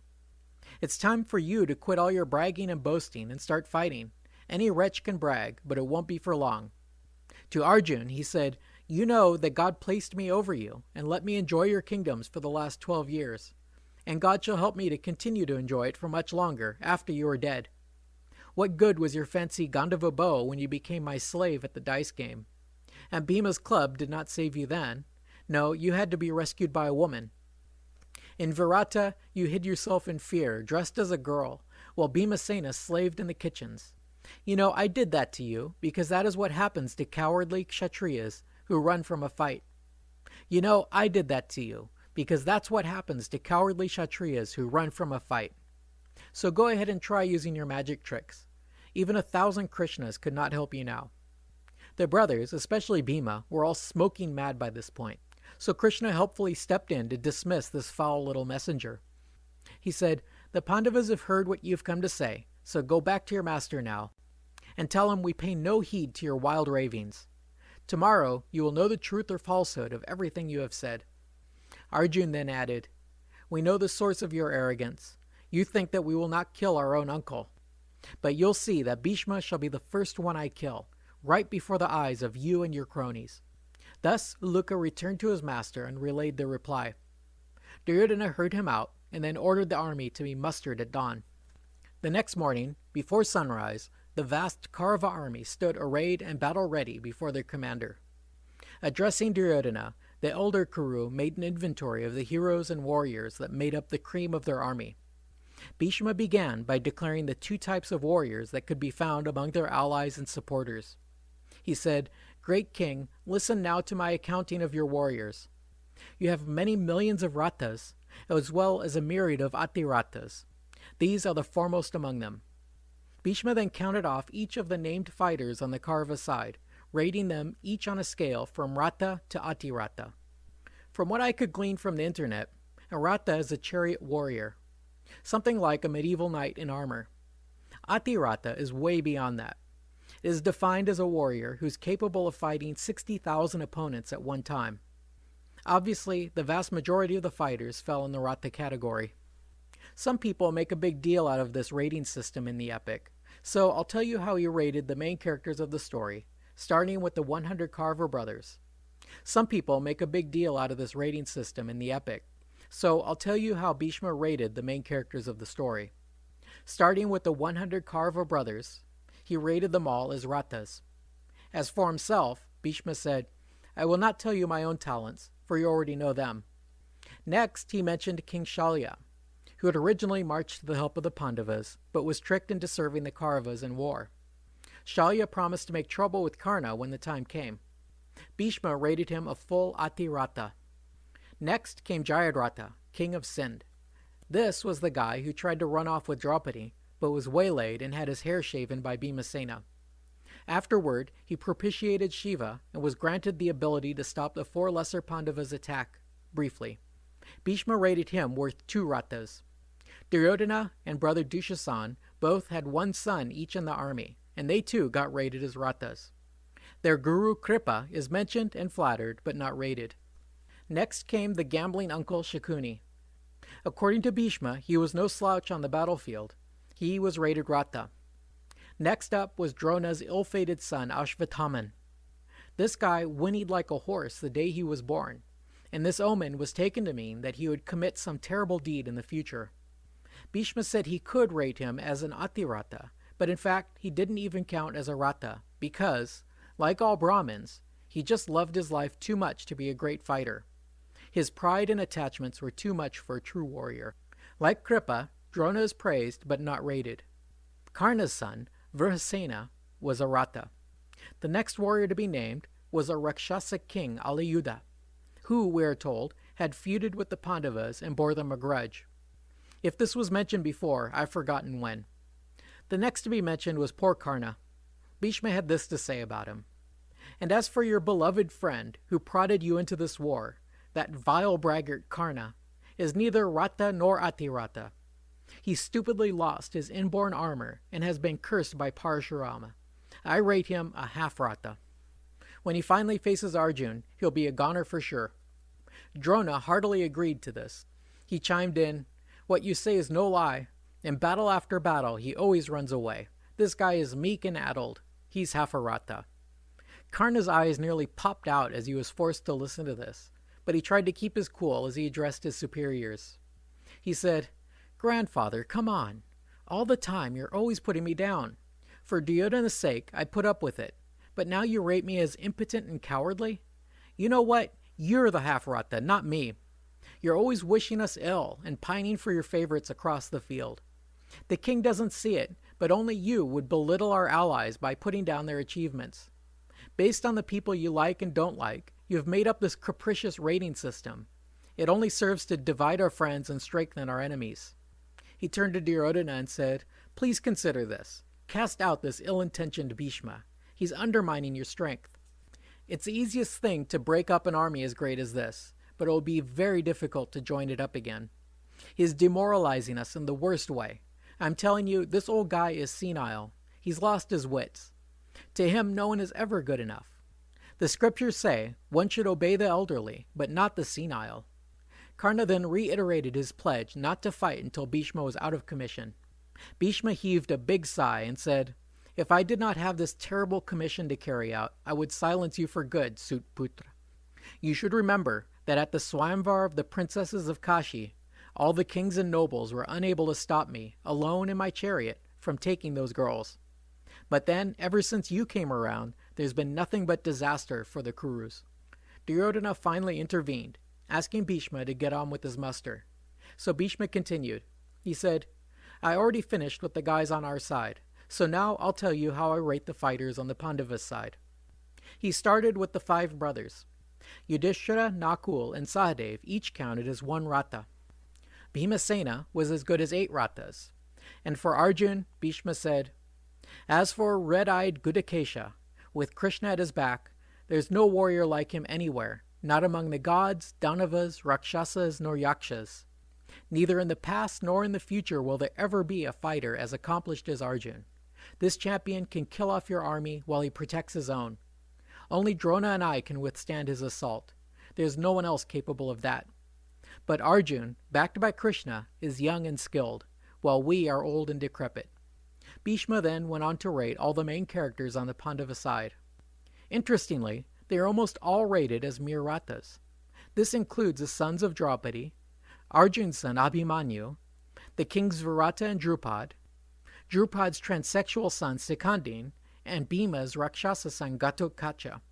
Drupad's son Drishtadyumna merited the rank of Atiratha, as did Kunti Bhoja, the same Kunti Bhoja who had adopted Kunti and let her be molested by that twisted sadhu. Those 2 somewhat obscure characters were the only ones to merit the rank of Atiratha in the Pandava camp. Bhishma summed up his report, saying that he considered himself personally capable of wiping out the entire enemy force, with the exception of his 5 nephews, any women, or anyone who used to be a woman. Bhishma said, "For you may have heard that Sikandin was once a woman. Born a girl, he later became a man. I shall not fight him." I'm going to stop right here, because the tale of Amba is just too good to stick on the end of this episode. It deserves an episode of its own. So next time we'll hear the story of Sikandin, his past lives, his vendettas, and his sex change. Thanks for listening. This is the Mahabharata Podcast, episode 56, Amba, Part 1. Last episode was mostly a reassessment of the cast of players who will be fighting it out in the coming war. Bhishma kindly reminded us of who all these guys were, and gave us a sense of their individual prowess on the battlefield. I must confess that there are many more names in Bhishma's list than what I gave you. I'm trying my best to keep the number of names and peripheral characters to a minimum. To the best of my knowledge, all the guys I left out will not contribute anything meaningful in the coming drama. I suspect many of them were included as a memorial to venerable ancestors, whom some later kings saw fit to place at the side of the Kurus in the greatest battle of all history. Our translator even speculates that one Parva, on the Kaurava side, who is praised by Bhishma as a great fighter, is the very same Poros, whom the Greeks recall as the Indian warrior who turned back Alexander at the Indus River. India had nearly forgotten this obscure hero, who had saved her from the trauma of a second Aryan invasion. But perhaps she preserved his name as a bit player in her national epic. As for the rest of the unmentioned kings and Rathas, I don't think you'll miss them. I was checking the Ganguly version of the epic, and in that version, Bhishma uses 3 kinds of Rathas: Ratha, Atiratha, and Mahabharata. Since he does not define any of these terms, it is difficult to know for sure what he meant by Mahabharata, which translates roughly as a great chariot warrior. Although some folks like to believe that Atiratha and Mahabharata are roughly equivalent, I tend to think it is more like a Ratha. For instance, in Ganguly's version, Bhishma ranks the 4 non-Arjun Pandavas as all Maharathas, while in the critical edition, they have them as simply Rathas. I take this to mean that Mahabharata is sort of an honorary title, because obviously the Pandavas could not be in the same class of warrior as someone like Shakuni. In any case, if you search the internet, you'll find plenty of people obsessed with the fighting skills of these various heroes. It really doesn't interest me very much, so we'll leave it at that. At the end of Bhishma's muster of the 18 armies, he assured his nephew that he was perfectly capable of destroying all their enemies single-handedly if necessary. But there were two groups of fighters that he refused to kill. Those were the 5 Pandavas and any women or anyone who had once been a woman. In this latter category fell only one person, King Drupad's transsexual son, Sikandin. Of course, everybody wanted to hear about that, so Duryodhana asked him to explain what the deal was with this one obscure fighter. Bhishma began to tell the story, beginning back in the days when his own father Shantanu was still king. He mentioned his promise not to marry, and then how he had placed his brother Chitrangada on the throne, and after he died, his second brother Vichitravirya was made king. He's too polite to say what his younger brother's defects were, but he most certainly had some kind of problem, because Bhishma felt obliged to steal him some wives. The women were the 3 princesses of Kashi, modern-day Varanasi, Benares. They were called Amba, Ambika, and Ambalika. Their father had put on an extravagant swayamvar, and all the heroes and kings of India showed up, for each girl to choose her own husband. As we've been told elsewhere in the book, swayamvar is okay for a Kshatriya, but the very best way to find a wife is to steal her. I guess Vichitravirya's chances of getting chosen were obvious, because they didn't even try. Instead, Bhishma crashed the swayamvar in his chariot, kidnapped the 3 princesses, fought off the cream of the Kshatriya caste, and brought them back to marry his brother. With his stepmother Satyavati's consent, the wedding date was set. Sometime later, the eldest Kashi girl, Amba, petitioned to Bhishma, saying that she could not go forward with the marriage. She confessed that she had been planning on choosing the king of Shalva for her husband, until Bhishma smashed in and grabbed her. Even more, she had already made an agreement with Shalva, and they had already betrothed in their hearts. Of course, her father knew nothing about this. Probably thinking that 2 wives were more than enough for the defective king, Bhishma and Satyavati consented to let the girl go. They provided her with an armed escort, and she and her nurse went straight to Shalva. The king was shocked to see her at his doorstep, but he tried to pretend he was happy to see her. Excitedly, she told him how she had been set free, and now they were finally free to be together forever and ever. King Shalva put on a fake smile and said, "I'm really happy for you, but you can't stay here.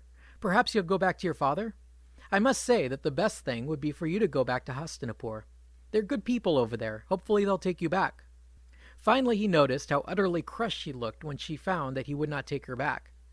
The king tried to explain himself. He said, "I'm sorry, but we just can't be together anymore. Once Bhishma ran off with you, you were damaged goods in the eyes of the world.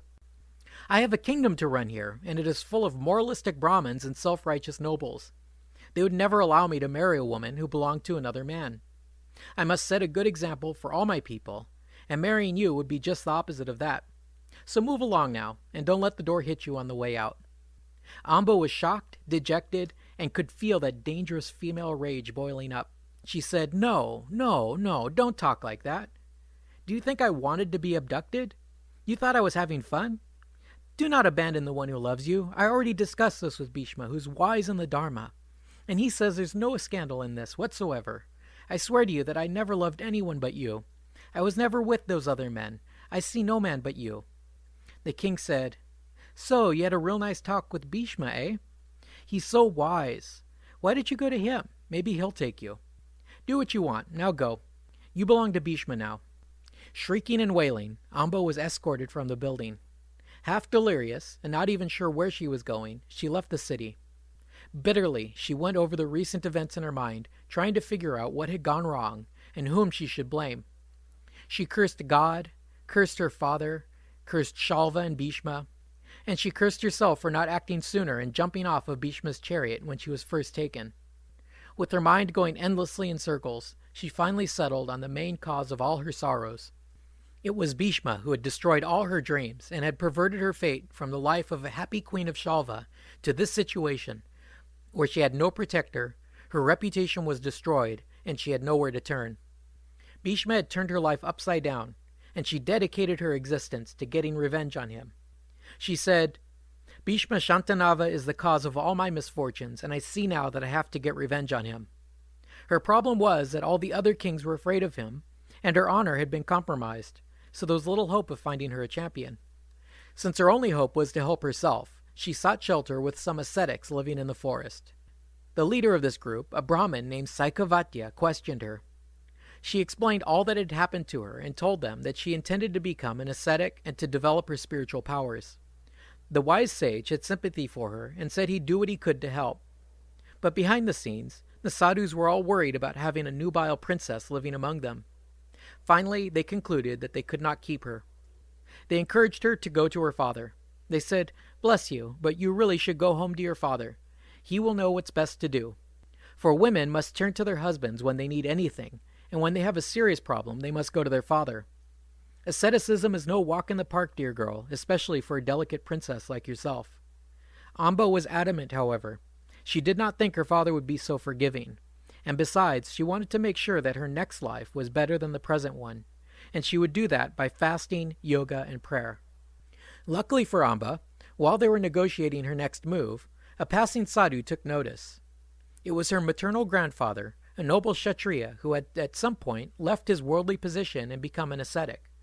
This saint was very sympathetic with his granddaughter, and he came up with an idea.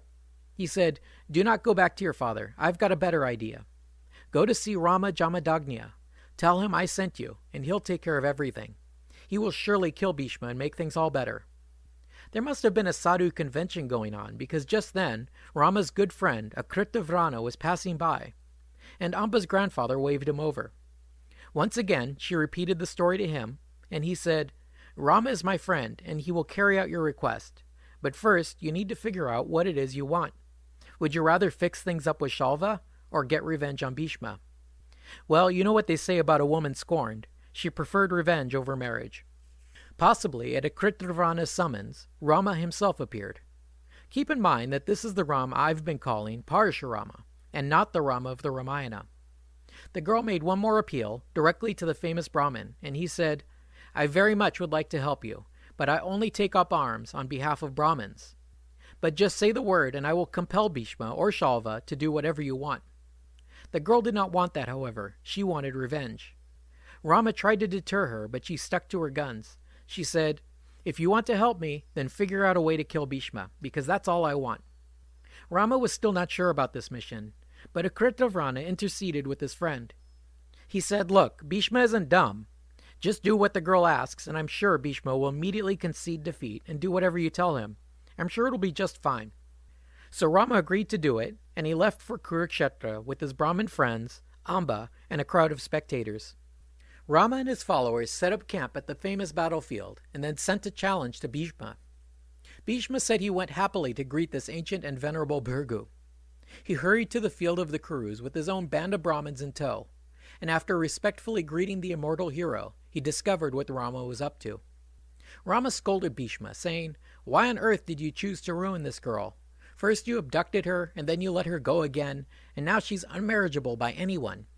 Because you took her, Shalva cannot marry her, nor can anyone else. Therefore I order you to take her back. It is unlike you to treat someone this shabbily." The problem, of course, was that the Kurus now had the same problem as Shalva. The girl had been off, wandering the roads of India without supervision, so who would want such questionable reputation in their queen? What if she turned up pregnant? She was damaged goods, and Vichitravirya could never take her back. Bhishma said, "Reverend sir, there is no way I can take her back to my brother. She told me she was Shalva's betrothed, so I let her go. She went to the city of Salba, and I don't know what she's been up to since. The Dharma of kings demands that their women be free of even the hint of scandal, and I am sworn to uphold that. I can do nothing less."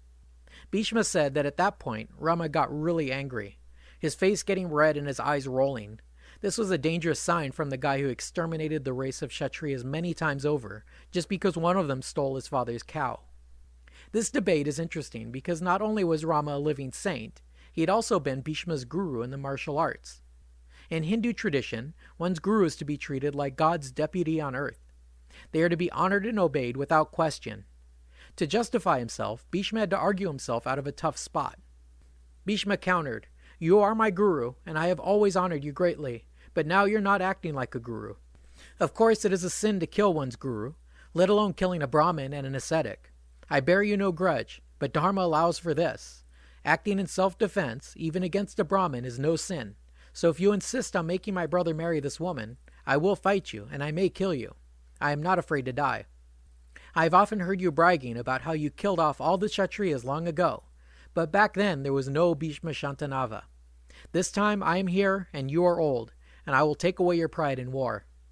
Rama was delighted. He laughed and said, "I'm glad you choose to fight it out. Let's do it, but be sure to bring your mommy along. I want the Lady of the Ganges to be here to see you dead on a pile of my arrows." I think these latter comments should be taken as the usual hearty banter that precedes a fight, so the warriors can display their fearlessness in the face of battle. Bhishma says he then returned home and suited up for battle. He prepared his weapons and dressed all in white, and rode back to Kurukshetra ready for a fight. He does not explain the reason for wearing all white, so my guess is that it was the color of mourning, so he's putting on mourning in anticipation of the death of his guru. When Bhishma arrived at the field of battle, he gave a few loud blows on his conch. His mother, the river goddess Ganga, heard the sound and appeared between the two opponents. In addition, the sound of his horn reached the heavenly realms, and flocks of rishis and gods flew down to watch the action. Ganga went to her son and scolded him. She said, "Have you lost your mind? Do you really intend to fight with the Kshatriya slayer himself? Besides, you are his student." Bhishma saluted his mother, but was not deterred. He explained to his mother what had sparked the conflict, and she decided to try negotiating with the Bhargava Rama. This too failed, and Rama proceeded to challenge his opponent to a duel.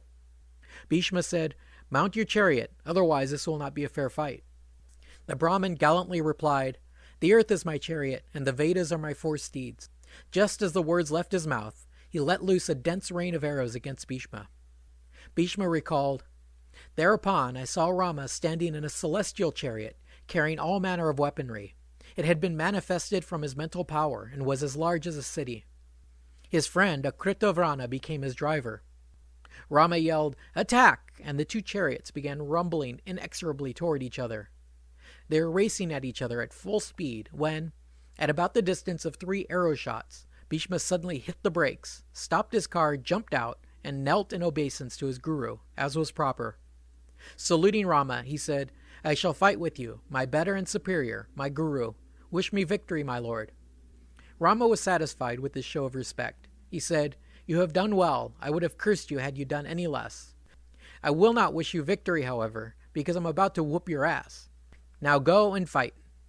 Bhishma again blew his conch, and the fight began in earnest. Bhishma was the first to be checked, as arrows struck his horses and driver, but they were uninjured. As the battle escalated, one of Bhishma's arrows struck Rama deep, knocking him back. The sight of his guru struck by his own arrow overwhelmed Bhishma. He said, 'I curse the way of the Kshatriyas. I have done an evil thing by following the rules of a warrior.' The exchange went on like this for days, with the damage to each side becoming increasingly more bloody. At one point, Bhishma was knocked unconscious and had to be driven off the field. Soon after he recovered, one of Bhishma's arrows entered Rama's chest, throwing him to the ground. The audience of ascetics and priests all wailed as they saw him go down, and Amba ran out to revive him.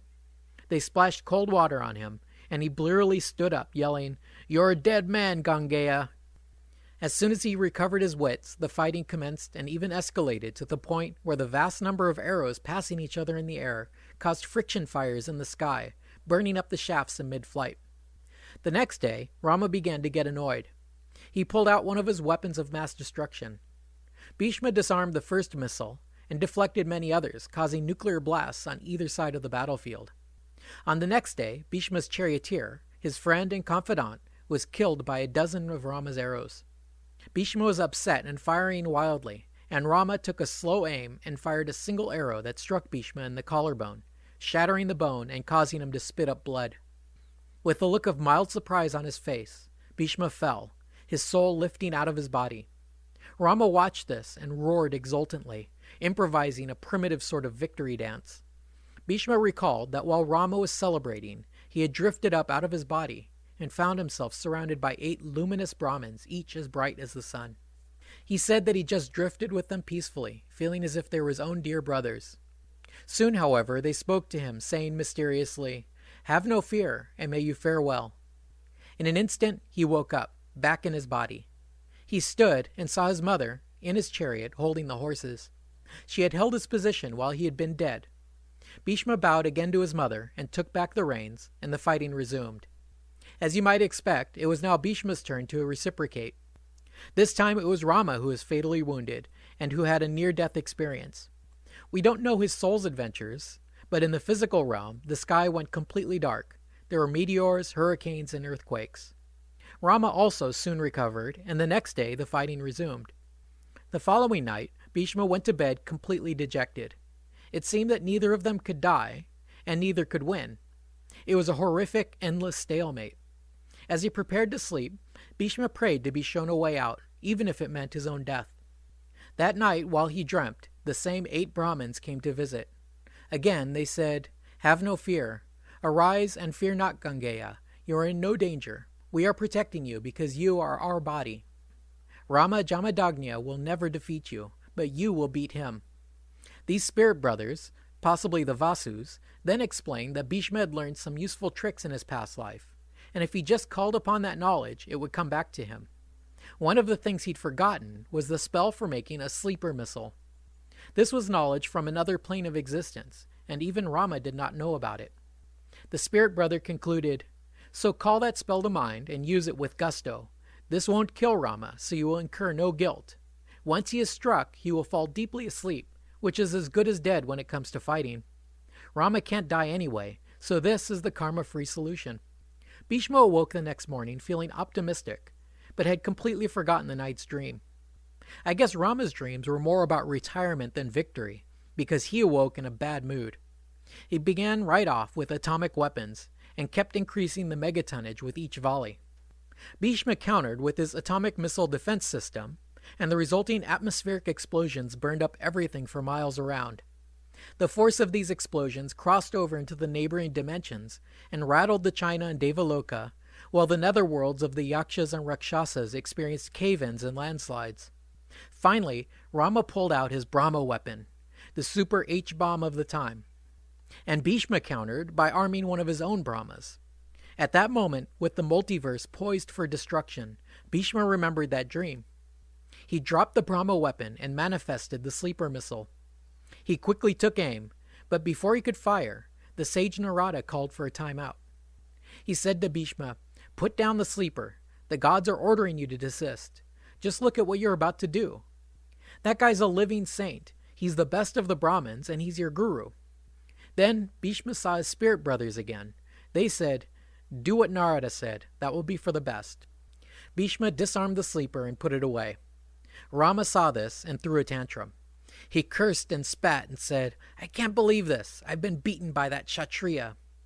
But then Rama's dead ancestors appeared before him, and they tried to reason with him. They said, "You need to stop doing this, picking fights with Kshatriyas. It's time you acted your age.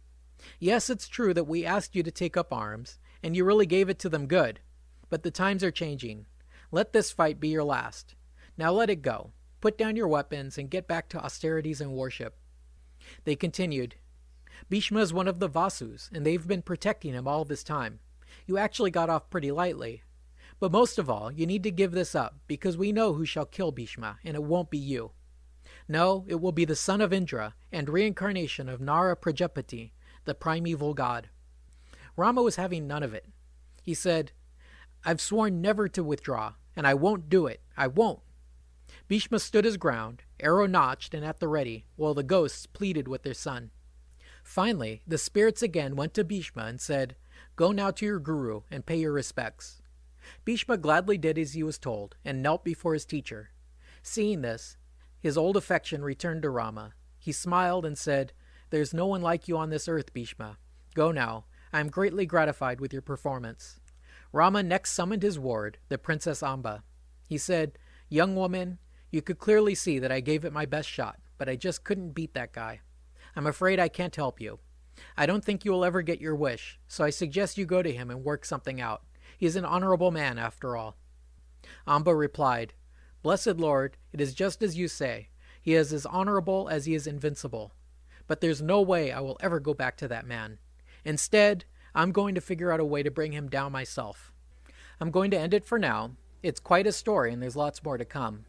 For instance, Amba will continue to search for a solution to her problem, and will finally look to her next life where she might reincarnate as a warrior. Instead, she's reborn as a girl. So her troubles are still far from over.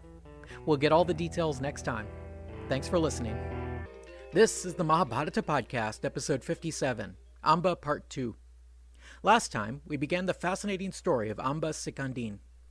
Amba was the eldest of the three sisters whom Bhishma abducted from Kashi for his younger brother to marry.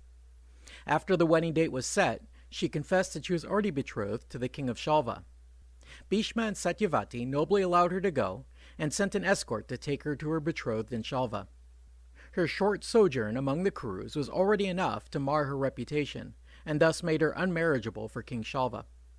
The girl lost her wits and compounded the problem by wandering away from her escort to an ashram. Once she had escaped the gaze of her protectors, the Kurus could never take her back. Now she could neither move forward nor go back. A woman dishonored, she was lost to her caste. Fortunately, she had contacts among the Brahmins, and was able to enlist their greatest warrior, battle-axe Rama Jamadagnya. At first, Rama was unwilling to help her, since she was from the wrong caste, but he was persuaded because no one expected any Kshatriya to dare resist his will. He had, after all, eradicated the entire race of Kshatriyas 21 times over. But that was a long time ago, an eon ago to be precise, at the turning of the Treta Yuga into the Dvapar Yuga. Now we're at the dying of the Dvapar age. Rama has grown old, and Bhishma is no ordinary Kshatriya. For the first time in a long time, we're reminded that Bhishma was the son of a goddess, had the soul of a Vasu, and had been trained by the gods. It seems even Bhishma had forgotten this, but his stubborn obstinacy kept him in the fight until Rama actually killed him. It's funny that there's no mention in this whole story of Bhishma's famous boon to choose the hour of his death. Instead, he is miraculously brought back to life by the spirits of his unborn brothers. In modern parlance, this is almost certainly a near-death experience. Even in modern times, there are countless people who have died, left their bodies, met with spirits, and returned to life, even at times having a miraculous recovery afterward. Bhishma's experience of dying awoke in him a memory of past lives and lost abilities. Now he knew he was watched over and protected by his spirit brothers, and that his fate was already written in the stars. Rama would not kill him, nor would he be defeated. That duty was reserved for someone as yet unborn, the son of Indra, reincarnation of Nara Prajapati, Arjun Kanteya. Rama also got his turn at dying, but were not treated to his experiences. Instead, the sky went dark, there were earthquakes and hurricanes, and all the usual bad omens. The battle escalated to the point that the opponents were hurling the equivalent of nuclear missiles at each other. The size of these blasts grew until both sides were prepared to annihilate the universe with opposing Brahma missiles. Still, none of the divine onlookers were prepared to intercede in the duel, and it seems they were ready to witness the end of the world. Fortunately, Bhishma just then remembered the recipe for making a sleeper missile, which would put Rama to sleep and thus allow Bhishma to win the day. While destroying the world could be allowed, defeating Rama was not. The busybody sage Narada had to step in and stop him from deploying the winning throw. Instead, Bhishma's spirit brothers appeared, and Rama's ancestors tried to reason with him. Eventually, a peace agreement was hammered out, and Rama conceded the field. Now, once again, Amba was on her own. Her champion had given up and could not help her. We left off last time with Amba at this turning point, trying to figure out what to do next. One thing was for sure. She said, "I shall on no condition go back to Bhishma. Rather, I shall go to him when I myself can take him down in battle." The girl was inconsolably furious, and no one could dissuade her from tramping right off to the nearest sacred ford and performing gruesome austerities. Despite his obstinacy, Bhishma felt really bad about the whole situation. The girl would have nothing to do with him, so he sent trusted advisors to keep an eye on her and report back. The whole kingdom cheered Bhishma wherever he went in admiration of his feats against Rama, but his anguish over the lost princess grew worse daily. He went to Narada for advice, and the sage just said not to feel bad. The whole matter was driven by fate, thus it was out of his hands. As for the girl, she found a camp of ascetics along the banks of the Yamuna and began a brutal regimen of fasting and yoga. For 6 months she lived on nothing but air, standing perfectly still. Then she spent a year standing in the water. The next year she subsisted on a single withered leaf, standing on her tiptoes. She went on like this for 14 years, ignoring the entreaties of her family to let up a little. Amba only broke the monotony by traveling from one holy site to the next. Finally, perhaps even the gods got tired of all this drama, because Varuna appeared before her and asked, "What do you want? I'll grant you a wish if you'll just cut this out." Amba, of course, expressed her sole desire to be the one who kills Bhishma. The god said, Okay, so be it." Amba was a little surprised that he agreed so readily. She asked, "You just said I could kill Bhishma in battle, but I'm still just a woman. How do you expect me to do this?" Varuna got annoyed. He said, "Did I promise you or not? In your next life you'll be a warrior. You shall not forget your mission in your new body, and you will slay Bhishma in battle." That was all she needed to hear. At once she began gathering wood. As soon as she had assembled a cremation-sized pile of wood, she lit it on fire, and without the slightest hesitation she leapt into the flames, shouting as she died, "For Bhishma's death!" Meanwhile, events continued to develop at Hastinapur and elsewhere. The Pandavas and Kauravas were born, Drona was hired to train them, and soon they were ready to graduate. It was a custom that upon graduation a student offers a gift to his guru. The graduation present that Drona demanded was nothing less than the neighboring kingdom of Panchala. It appears that Drupad's inherited lands covered both banks of the river Ganges, to the southeast of Hastinapur. From earlier tales, we learn that before becoming king, Drupad and Drona had been friends. When Drupad was crowned king of Panchala, he snubbed Drona in some way, and Drona left Panchala looking for a new patron.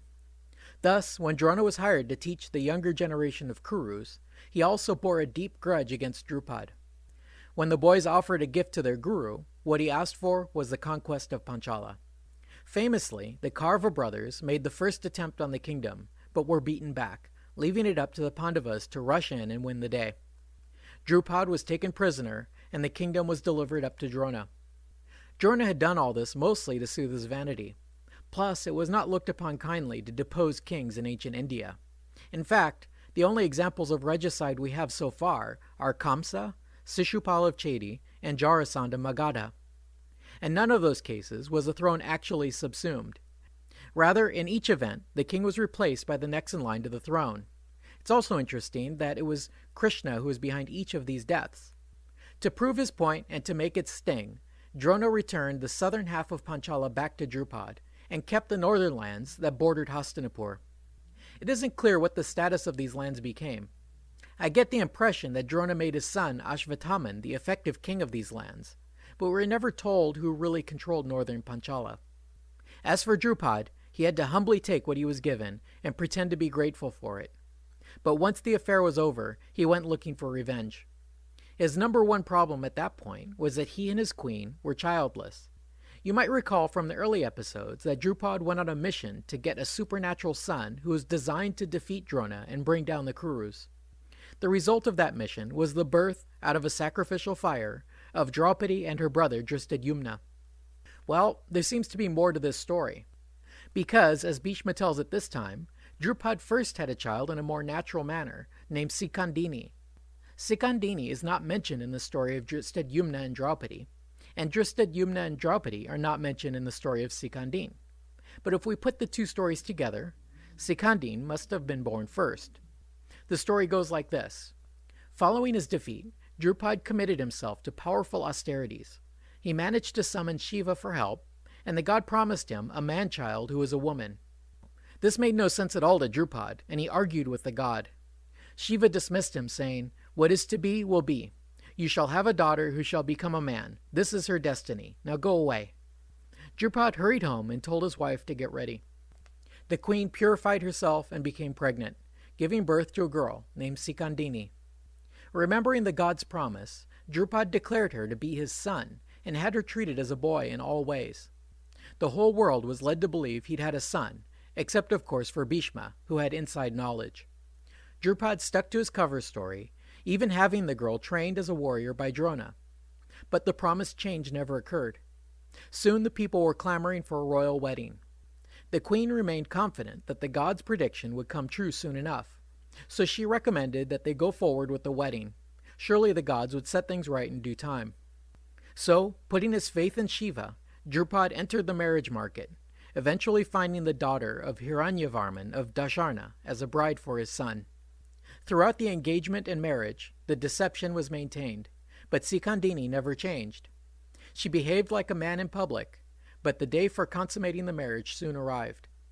The princess of Dasharna could no longer be deceived, and she sent word back to her father that she'd been yoked to a girl for a husband. Hiranyavarman blew his top when he discovered he'd been cheated, and he called up his army and his allies to prepare for an invasion. The Dasharnaka king promised to depose Drupad and kill him along with his monstrous offspring. The poor king of Panchala had been called out on his deception, so, to gain some sympathy among his people, he blamed his wife. He feigned ignorance, and before the court asked his wife to explain about her son. The good queen played along, and pretended that the king had also been in the dark. She said, "My lord, seeing that you are desperate for sons, and that my co-wives might beat me to it, I had it announced that Sikandin was a boy. The great god has promised that this would soon enough come true, so the charade was maintained." The people of Panchala were shocked to learn of the deception and the impending disaster. They were divided on whether they should even support their king after so many lies and defeats. Drupad hardly felt like asking for their support. Feeling he deserved his fate, he made half-hearted attempts to improve the kingdom's defenses and to build up his reluctant army. Soon enough, messages arrived from the Dasharnas that they were on the march. Instead of calling up his army, King Drupad just stayed in his palace, refusing to give orders. Inexorably, his administration went to pieces. Many courtiers stayed home, preparing to flee, while others secretly offered assistance to the enemy. The court ceased to function, and the capital looked like a ghost town. In the chaos, Sikandi slipped out and fled to the forest. Blaming herself for all that had happened, she hoped that by killing herself she might avert this disaster. Being at heart a gentle soul, Sikandin resolved to kill herself by starvation. She settled down under a tree and resolved to die there. It just so happened that this very patch of woods was part of the domain of a yaksha called Karna. When he discovered this tranny prince starving in his own backyard, he felt affection and sympathy for this vulnerable child. Being the kind of mythical creature that could grant wishes, he asked Sikandi what she might wish for. The prince replied that she only wanted to die, because there was nothing anyone could do to help. The yaksha was insistent, however, and finally the girl broke down and told him her sad story. Stuna replied, "Well, you are correct in that I cannot permanently solve your problem, but what I can do is loan you my cock for a little while, until your trouble is blown over. But then you must promise to give it back." Sikandi had learned long ago to take things one step at a time, so she went for this deal. Karna, whose name translates roughly as cuts off dick, did just that.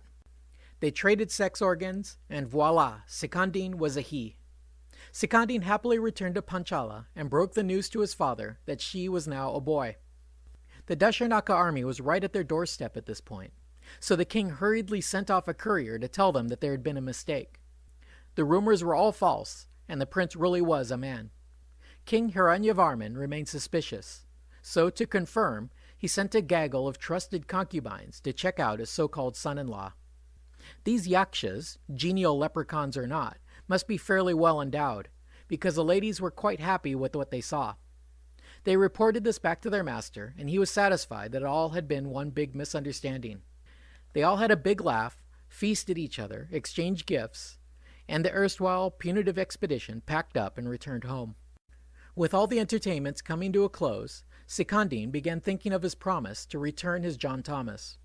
But circumstances had changed out in the forest. It just so happened that shortly after the sex exchange had taken place, the god of wealth and king of the yakshas, Kubera, was on a tour of his subjects' domains. He came across Karna's dwelling, but no one came out to greet him. Every yaksha owed his lord courtesy and hospitality, but Stuna rudely refused to come out.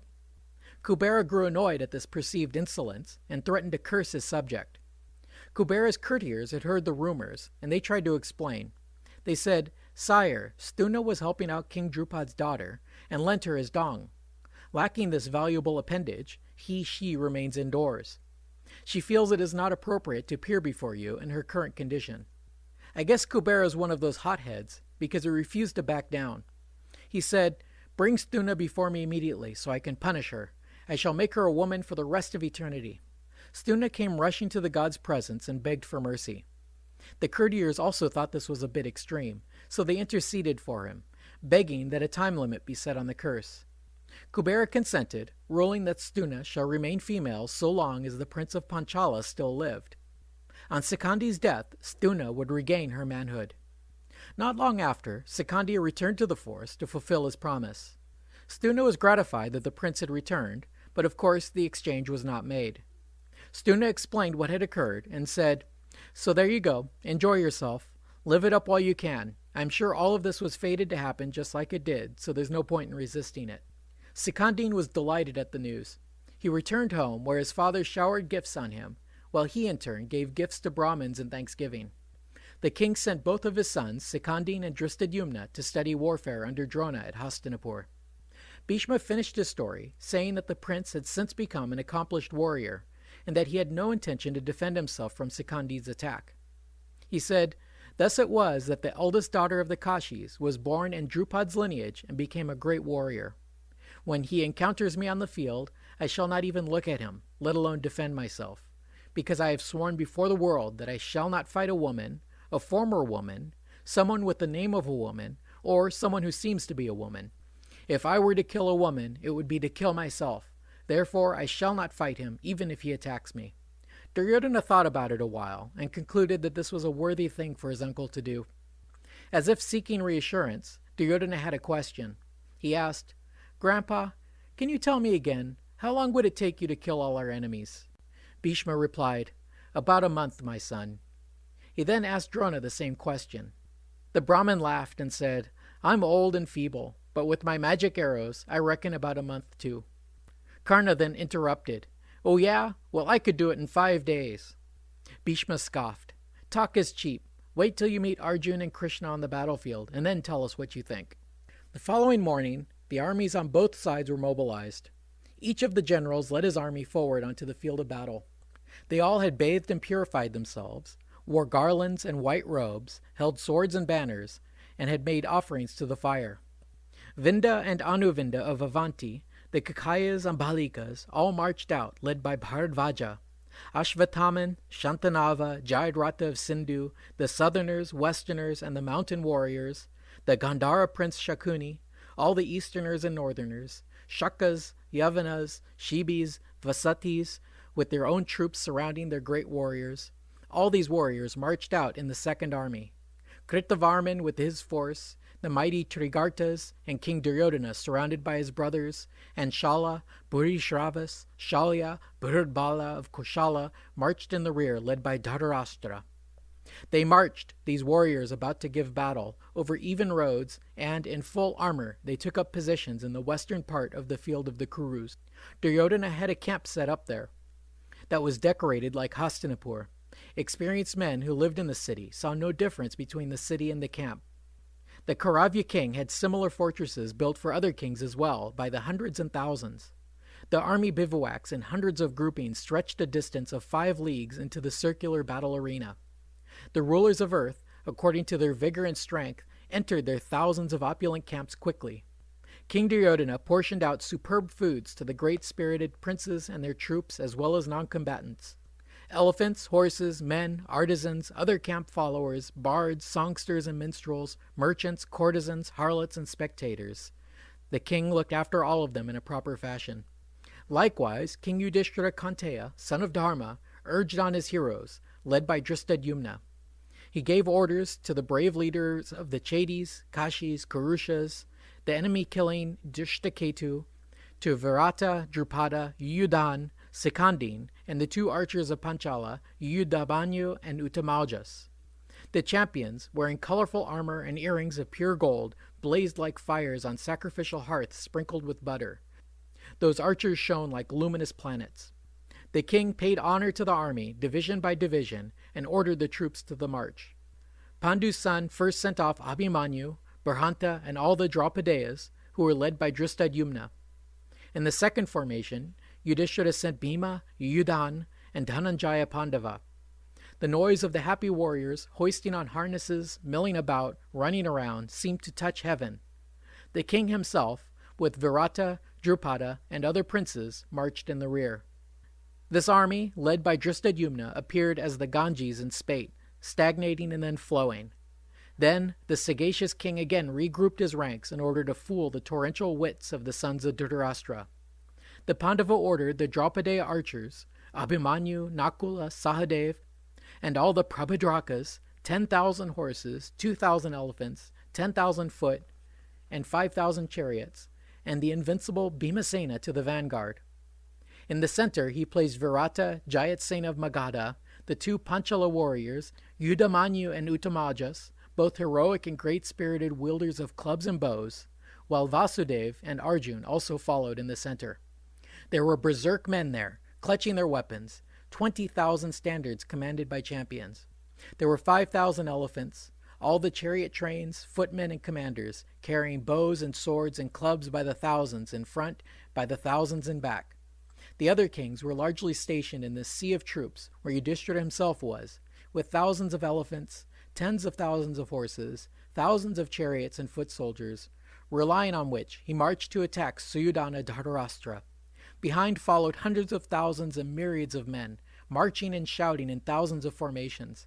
And in their thousands and tens of thousands, the happy warriors sounded their thousands of drums and their tens of thousands of conchas. This ends the Udyoga Parva, the book of the effort. It also brings to an end my reliance on the Van Buitenen translation.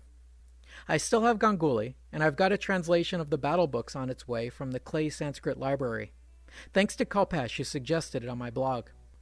Next time, we'll get started on the Bhisma Parva, the first of the battle books. But don't expect the war to start that quickly. It may be the morning of the big day, but we've still got the Bhagavad Gita, the Song of the Lord, to cover. Thanks for listening. This is the Mahabharata Podcast, episode 58, the Bhisma Parva. Last time, we finished up Book 5, the Book of the Effort. Since I do not have the entire collection in print, it's hard to know exactly how far we are into the book, but I think we must be getting close to the halfway point. In terms of raw text, we're probably only a third of the way through, but a large chunk of what remains will be Bhishma's final teaching on the laws of Dharma, something like the books of Leviticus and Deuteronomy combined. And I promise you we'll only skim through that. Our current book, the Book of Bhishma, is the first of the so-called battle books, each of which is named after the general of the Kaurava army during each stage of the battle. For now, Bhishma is the commander, and just before the fighting begins, we get the Bhagavad Gita. The book begins right where we left off, at the pre-dawn hours of the day of the battle. Briefly, the framing of the story shifts back to our narrator, Vaisampayana. Soon, Sanjay will resume his role as storyteller, but for now we're back to the conversation between the bard Vaisampayana and his king, Janamejaya.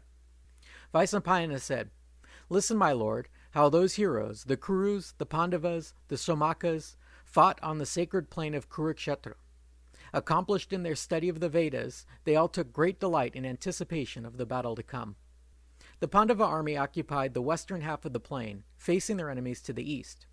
The rest of the world seemed denuded of its male populace, because everyone who was anyone was present that day for the battle. When they saw, on the opposing side, cousin Duryodhana take his place at the head of the army, the Pandavas were filled with joy. At last, after so much interminable waiting, they would finally have their chance to settle the matter. They started blowing their conches, and soon all the warriors on both sides were tooting their horns and cheering. The first rays of morning sunlight began to light up the field, while the two armies formed their battle lines. The vast torrents of humanity racing toward each other, and the clouds of dust they kicked up, gave the impression of two world-ending tsunamis about to collide in the midst of the field. Then both sides came to a halt, leaving a gap between them, while heralds from each side hashed out the rules of engagement. The terms they reached were the following. First, they should keep it a fair fight, and if one's opponent withdraws, he should be allowed to leave unmolested. Interestingly, routed warriors also should not be slain. It was agreed that chariots should fight chariots, cavalry fight cavalry, elephant fight elephant, and so on. No one should be attacked when they are unprepared or panic-struck. The same went for people who have been disarmed or incapacitated or are trying to surrender. Drivers, supply trains, and musicians should not be attacked. Meanwhile, back at the palace of Hastinapur, we finally, albeit belatedly, get an explanation for Sanjay's uncanny omniscience. While Dhritarashtra was up to his usual hand-wringing and worrying, his natural father, Vyasa, appeared. Vyasa said, "O king, the time has arrived for your sons and the kings of the earth to engage in the final conflict. But you know the nature of time, so don't be sad. Now, if you'd like to watch the action, I'll be happy to grant you a vision of the battle." Dhritarashtra said, "Thanks, but no thanks. I couldn't bear to watch the slaughter of my kinsmen. I would much rather listen to the story than see it with my own eyes." Good old Dhritarashtra would have loved podcasting, Perhaps he's reincarnated right now and listening to this very episode. Vyasa was happy to comply, and he instead granted clairvoyance and omniscience to the king's trusted driver and advisor, Sanjay. Vyasa said, "Sanjay will narrate the battle to you. He will have knowledge of everything on both sides, both events and feelings, at day and at night. But don't be sad. This is all just the workings of fate, and I will ensure that the fame of your sons and nephews will never be forgotten. So don't be sad. Everything is working out just as fate would have it. As for victory, that shall go where righteousness is." As if to underscore the inevitability of the conflict, Vyasa pointed to the numerous bad omens among the animal kingdom, and he referred to the present constellations and the course of the planets to show that everything had been written in the stars. I believe people have used his astronomical observations to date the battle. At this point, a surprisingly tiresome exchange takes place between Vyasa and the king. Dhritarashtra wanted to know what omens a victorious army might look for to predict their victory. Following this, Vyasa left. Either the king's curiosity was not yet sated, or he wanted to test out Sanjay's gift some more, because he asked his friend to describe all the lands from which the warriors had originated. As if the biggest war in history were not about to begin, Sanjay took his time delineating the kinds of animals, the names of rivers, the 4 elements that made up the physical universe, and the Earth's situation in the wider universe. The king, still not satisfied, requested a geography lesson. Tapping into his omniscience, Sanjay described all the lands of the earth, going from north to south. Finally, he zeroed in on the lands of India and patiently listed the origins of its principal dynasties, the overall geography, and tirelessly listed page after page the various tribes, kingdoms, and peoples who inhabited the subcontinent. This encyclopedic description of the earth and its inhabitants goes on for pages.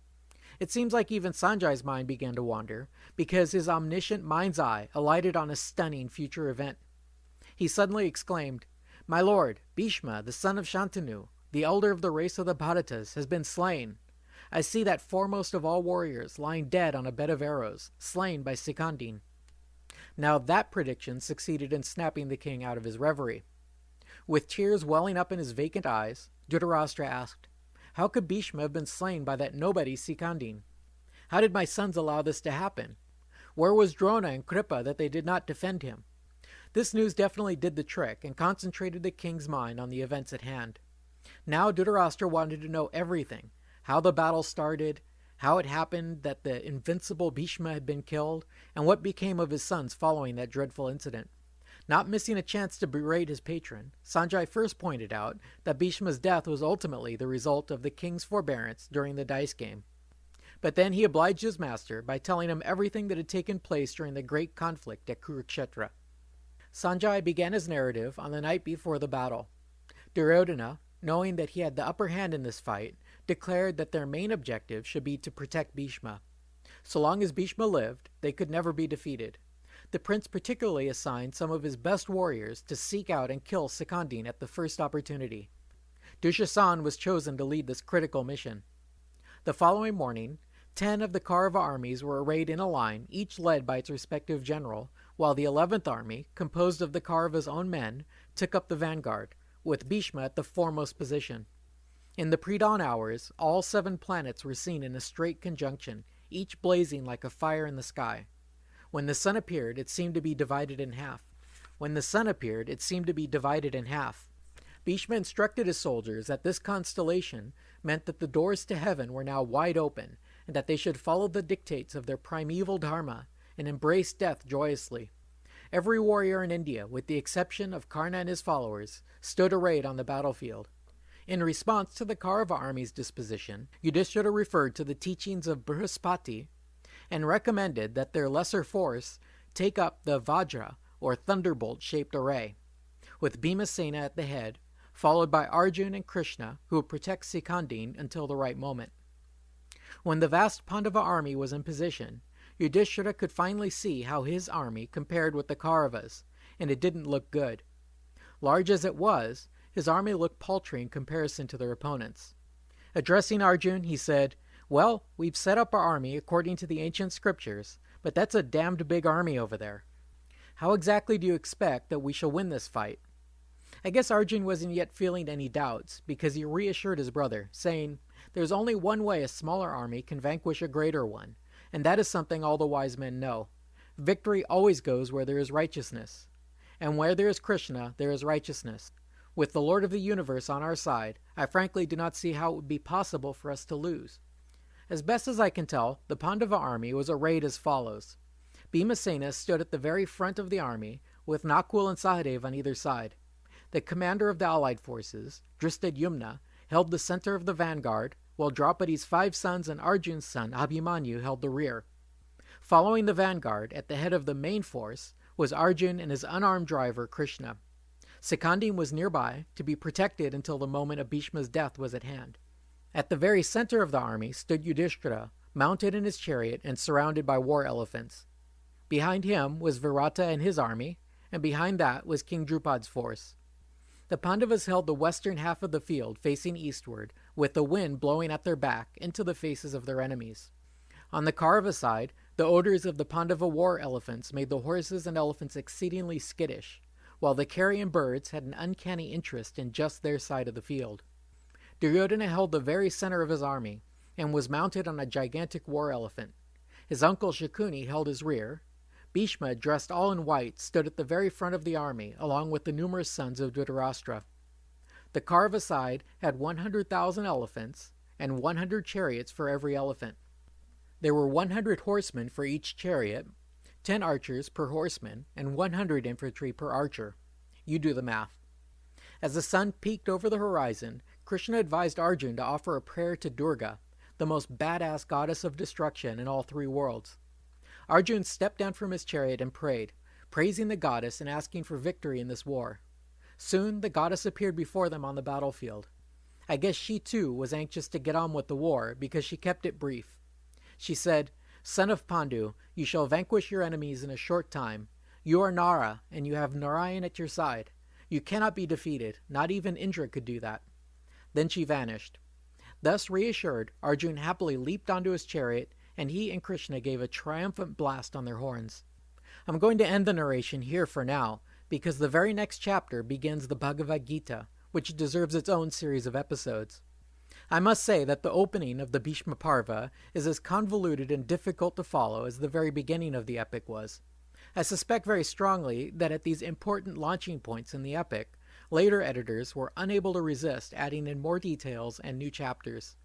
The attempt at making an encyclopedia out of the epic has never been more apparent than when Dhritarashtra, on the morning of the war, asked Sanjay for a world geography lesson. It seems like the formation of the armies was revised many times, because we find ourselves jumping back to the night before the war in the pre-dawn hours over and over again, each time with some new conversation or event. Even when we are told of the Pandavas' formation, Dhristadyumna is placed both in the vanguard of the army as well as guarding Yudhishthira's rear at the same time. Before we get on to the Gita, there's one last insight from our former translator that I'd like to point out. Van Buitenen apparently went through the trouble of mapping out the kingdoms of each named army participating in the war, and he found an interesting pattern. It looks like the Pandava army was mostly composed of kings from the south and east of Hastinapur, while the Kaurava's allies were predominantly from the north and west. Of course, the traditional flow of India's migrating and invading peoples have always run from the northwest to the southeast. Thus, the Great War might be seen as a nativist defense against aggressive invaders. Not to give away the ending, but in this war, the nativists emerged the winners. That's all for now. I'm really excited that next time we'll start in on the Bhagavad Gita itself. Thanks for listening. This is the Mahabharata Podcast, episode 59, Arjun's Dejection. Last episode, we began the events of the first of the battle books, the Bhisma Parva. For me, it was one of the most difficult sections to make sense of. I believe that the importance of the events to come compelled many ancient archivists and editors to pile on more details, more dialogues, and yet more introductory details. However it happened, the result is a nearly unintelligible hodgepodge. The storyline repeatedly jumps back to the eve of the war, follows some events to the dawn of the next morning, and then jumps back and starts over again. The military formations and their commanders are described several times, and each is contradictory. Sanjay is given his divine sight to witness the war, but somehow he's already had it for several chapters. Finally, King Dhritarashtra takes a perverse interest in geography, taxonomy, and augury, and uses Sanjay's gift to dig deep into these subjects while his sons and nephews are fighting each other to the death. Even Sanjay's mind starts to wander, and, gazing into the future, he sees Bhishma, the invincible warrior, lying dead on a bed of arrows. That, finally, is enough to snap the king out of his denial, and he asks his confidant to tell of all the events that led up to this tragic moment. So, for one last time, Sanjay jumps back to the night before the war and gives us a final description of the army's dispositions. We left off at the morning of the war. Each side has taken its position, and all the warriors are excitedly blowing their horns.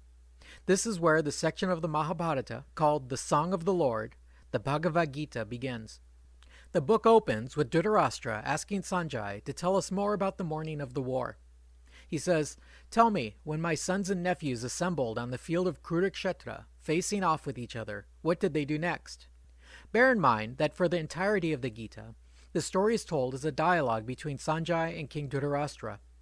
Sanjay replied, "When the first rays of sunlight shone down on the battlefield, your son Duryodhana looked across at the vast Pandava army and addressed his generals. He said, 'Behold the vast army of the Pandavas, arrayed for battle and commanded by King Drupada's son. They include many heroes, skilled archers who can match Bhima and Arjun in battle. As for our side, we have even more great warriors, and we greatly outnumber them. But with Bhishma on our side, our army is invincible, while theirs can be defeated. The key to our success, therefore, is to keep Bhishma protected and in the fight. So let that be your primary duty, to protect our general, while he obliterates our enemies.' The Kaurava army all cheered, beating swords against shields and blowing on their conch shells. As that great noise echoed across the field, the Pandavas' army also began blowing on their horns. Many of these conch shells were far from ordinary. Each of the 5 brothers had conches that were named and had histories of their own. Arjun's horn was named Devadatta, and Krishna blew on his Panchanjanya, which signaled the end of the Dvapar Yuga and heralded the beginning of the Dark Ages, the Kali Yuga. You can imagine that this was a pretty fearsome sound, and it echoed through the heavens and across the earth, planting terror in the hearts of the enemy. Amidst all the racket, Arjun directed his charioteer Krishna to take him to the space between the 2 armies, so he could see more clearly what they were up against. Taking up the reins, Krishna drove them forward to the midpoint between the 2 armies, and said, "Behold, the army of the Kurus." From this vantage point, Arjun could see fathers, grandfathers, teachers, uncles, brothers, in-laws, companions, and friends. Seeing all these relatives, whom he would soon be killing or getting killed, the son of Kunti was filled with despair. Arjun said, "I see my own kinsmen on the enemy side, ready to fight, and my mouth has gone dry, my limbs feel tired, my bow is slipping from my hand, and my mind seems a whirl. I can't see how anything good could come out of killing my own family in war. I don't care for victory, and have no desire for kingdoms or wealth, so what is the point in all of this? It was out of love for our kinsmen that we put up with 14 years of exile, and to kill the murderers would only turn us into murderers. I know my cousins would happily kill me if they had the chance, but I have no desire to kill them. How could we find any happiness in killing our own family? Like the ripples in a pond, a single murder can corrupt a whole community and affect many future generations. Even the ancestors will fall from paradise without the offerings of a murdered son. We are about to commit a horrendous crime, since we must kill our relatives to win this war. It would be better if I just lay down my arms and let them kill me." His heart full of grief, Arjun cast aside his bow and sat down in his chariot. Seeing this display of helplessness, Krishna said, "What's this? The mighty Arjun is suddenly weak in the knees? This isn't like you." Arjun asked, "How can I kill Bhishma and my own guru Drona? They deserve my homage, not my arrows. Were I to kill my kinsmen and betters, their blood would plague me for eternity. Even if the act were to make me the king of the world, I would be miserable with grief. So forget about it. I'm not going to fight." With a compassionate smile, Krishna said, "You speak wisely, but you are missing the point. Wise men do not grieve for either the dead or the living. There was never a time when you and I and all these men did not exist, nor will there ever be a time when we cease to exist. This body of yours may grow old and die, but you will just get another body. You interact with this physical world, feeling heat and cold, pleasure and pain, but they all come and go. You endure them because they never last, but you are eternal. Whoever thinks their self can kill or be killed doesn't know their true self. We are not born, nor do we ever die. We are eternal beings. We are not killed when our body is killed. You have shed previous bodies and have taken on new ones as if they were suits of clothes. You cannot be cut, you cannot be burned, nor can you be wet or dry, so don't be sad. But even if you thought you were always dying and suffering through all these lives, still don't be sad. By choosing to be born, you must die. By choosing to die, you must be born. Those are the rules, so don't worry about it. Knowing your eternal nature, you should not grieve over these mortal creatures. Just mind your dharma and stand firm, because what else would you rather be doing right now? Kshatriyas cherish a battle like this one, because the doors to heaven stand wide open. But if you do not obey your dharma to fight, then you shall have committed a real sin, because everyone will remember this disgrace, and for a man of honor, disgrace is worse than death. Everyone will assume you are too afraid to fight, and will disparage your reputation, and what could be worse than that? So get up and fight. You'll either be killed, and you'll go straight to heaven, or you'll win, and you'll enjoy the earth. Fight this battle indifferently. Don't worry about victory or defeat, and you will incur no evil. Stay focused on doing the right thing always, but do not concern yourself with the outcomes. Those are not your responsibility. Renounce the fruits of your actions, and it will free you from the bondage of rebirth, bringing you to a state of perfection. In this state of awakened understanding, you will no longer fret over the past or worry about the future. When you can maintain this state of mind at all times, you will have attained enlightenment.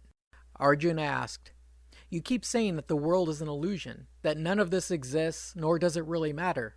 So why should I still go out and commit these dreadful deeds? Why should I care if people think I'm a coward?" Krishna replied, "So far I have taught you the way of knowledge for the philosophical types, and the way of disciplining the mind for the yogis. You will not break free from this illusion by inaction. Some people sit in meditation, looking to all the world like a sage, but their hearts are full of attachment, and their minds chatter endlessly. They fool themselves and others. In this existence, action is the only thing required of you. Even I am constantly engaged in action, although there is nothing that has to be done. Were I not to engage in action, the world would fall into ruin. While the ignorant act out of attachment to outcomes, the wise act without attachments. Give up your expectations and possessiveness, shake off this malaise, and fight. Wake up to your true self, and resign your actions to me. One's dharma, even if done imperfectly, is better than doing another's, even if done well." Arjun asked, "So what is it that makes people do bad things? Shouldn't they know better?" The Bhagavan said, "It is desire, passion, and anger that are to blame here. True understanding is lost in the smoke of these passions. Materialists think that their senses are supreme, but in fact the mind is superior to the senses. Knowing is superior to the mind, and above knowing is your soul. I originally taught this to Vivashvat, and Vivashvat taught it to Manu. But over the long years, the meaning got confused and became lost. Now, because you are my devotee and friend, I am now teaching you this ancient doctrine." Arjun said, "You're the same age as me, so how did you teach Vivashvat?" Krishna said, "I've had many, many past lives, and so have you. Only I remember my past lives, and you do not. Even though I am infinite and eternal, and the source of all being, I sometimes assume this physical body. I send myself forth wherever righteousness is in decline, and unrighteousness is on the rise. In age after age I have come into being to protect the virtuous, destroy the wicked, and reinstate righteousness. As for you, the trick is understanding action and non-action. You need to understand what is action, what is wrong action, and what is non-action. The wise man's undertakings are done without desire or attachment. Always content, dependent on none, having no stake in the outcome of his actions, he does nothing at all, even when engaged in doing things. Be satisfied with whatever happens. Be free from envy, and feel the same about success and failure. You shall act, but you will not be bound to those actions. Physical beings are often deluded by their physicality, but once their delusion is destroyed by the discovery of their soul, that understanding, shining like a sun, reveals the supreme truth to them. The pleasures you can receive from your senses are sure to produce sorrow, because they come and go. A wise man takes no delight in them. Krishna then described the form of meditation his disciples should follow. He recommends that we find a quiet, isolated place, find a clean spot to sit on, subdue our thoughts, and focus our minds. Sit still, holding your body, head, and neck straight, and gaze at the tip of your nose without looking around. Be rid of worry and fixed in your purpose. He concludes with this assurance. And so, the yogi, with his mind in check, attains the peace that ends in nirvana and abides in me.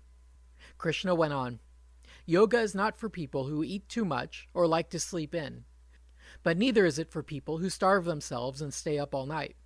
This discipline works best for those who are moderate in their food and sport, regulated in sleeping and waking, and disciplined in their activities. When you restrain your mind and all thought ceases, and you see yourself by means of yourself, you will know boundless bliss beyond the senses. It is that state which breaks the bonds of suffering that I'm talking about. Abandon all desires, restrain your senses, control your mind, and think of nothing at all. If anything makes your mind wander, curb the thought and resume control. The highest bliss comes from the practitioner whose mind is serene. In this state, you shall see yourself in all others, and all others in yourself. When you see me everywhere and see everything in me, then I am not lost to you and you are not lost to me.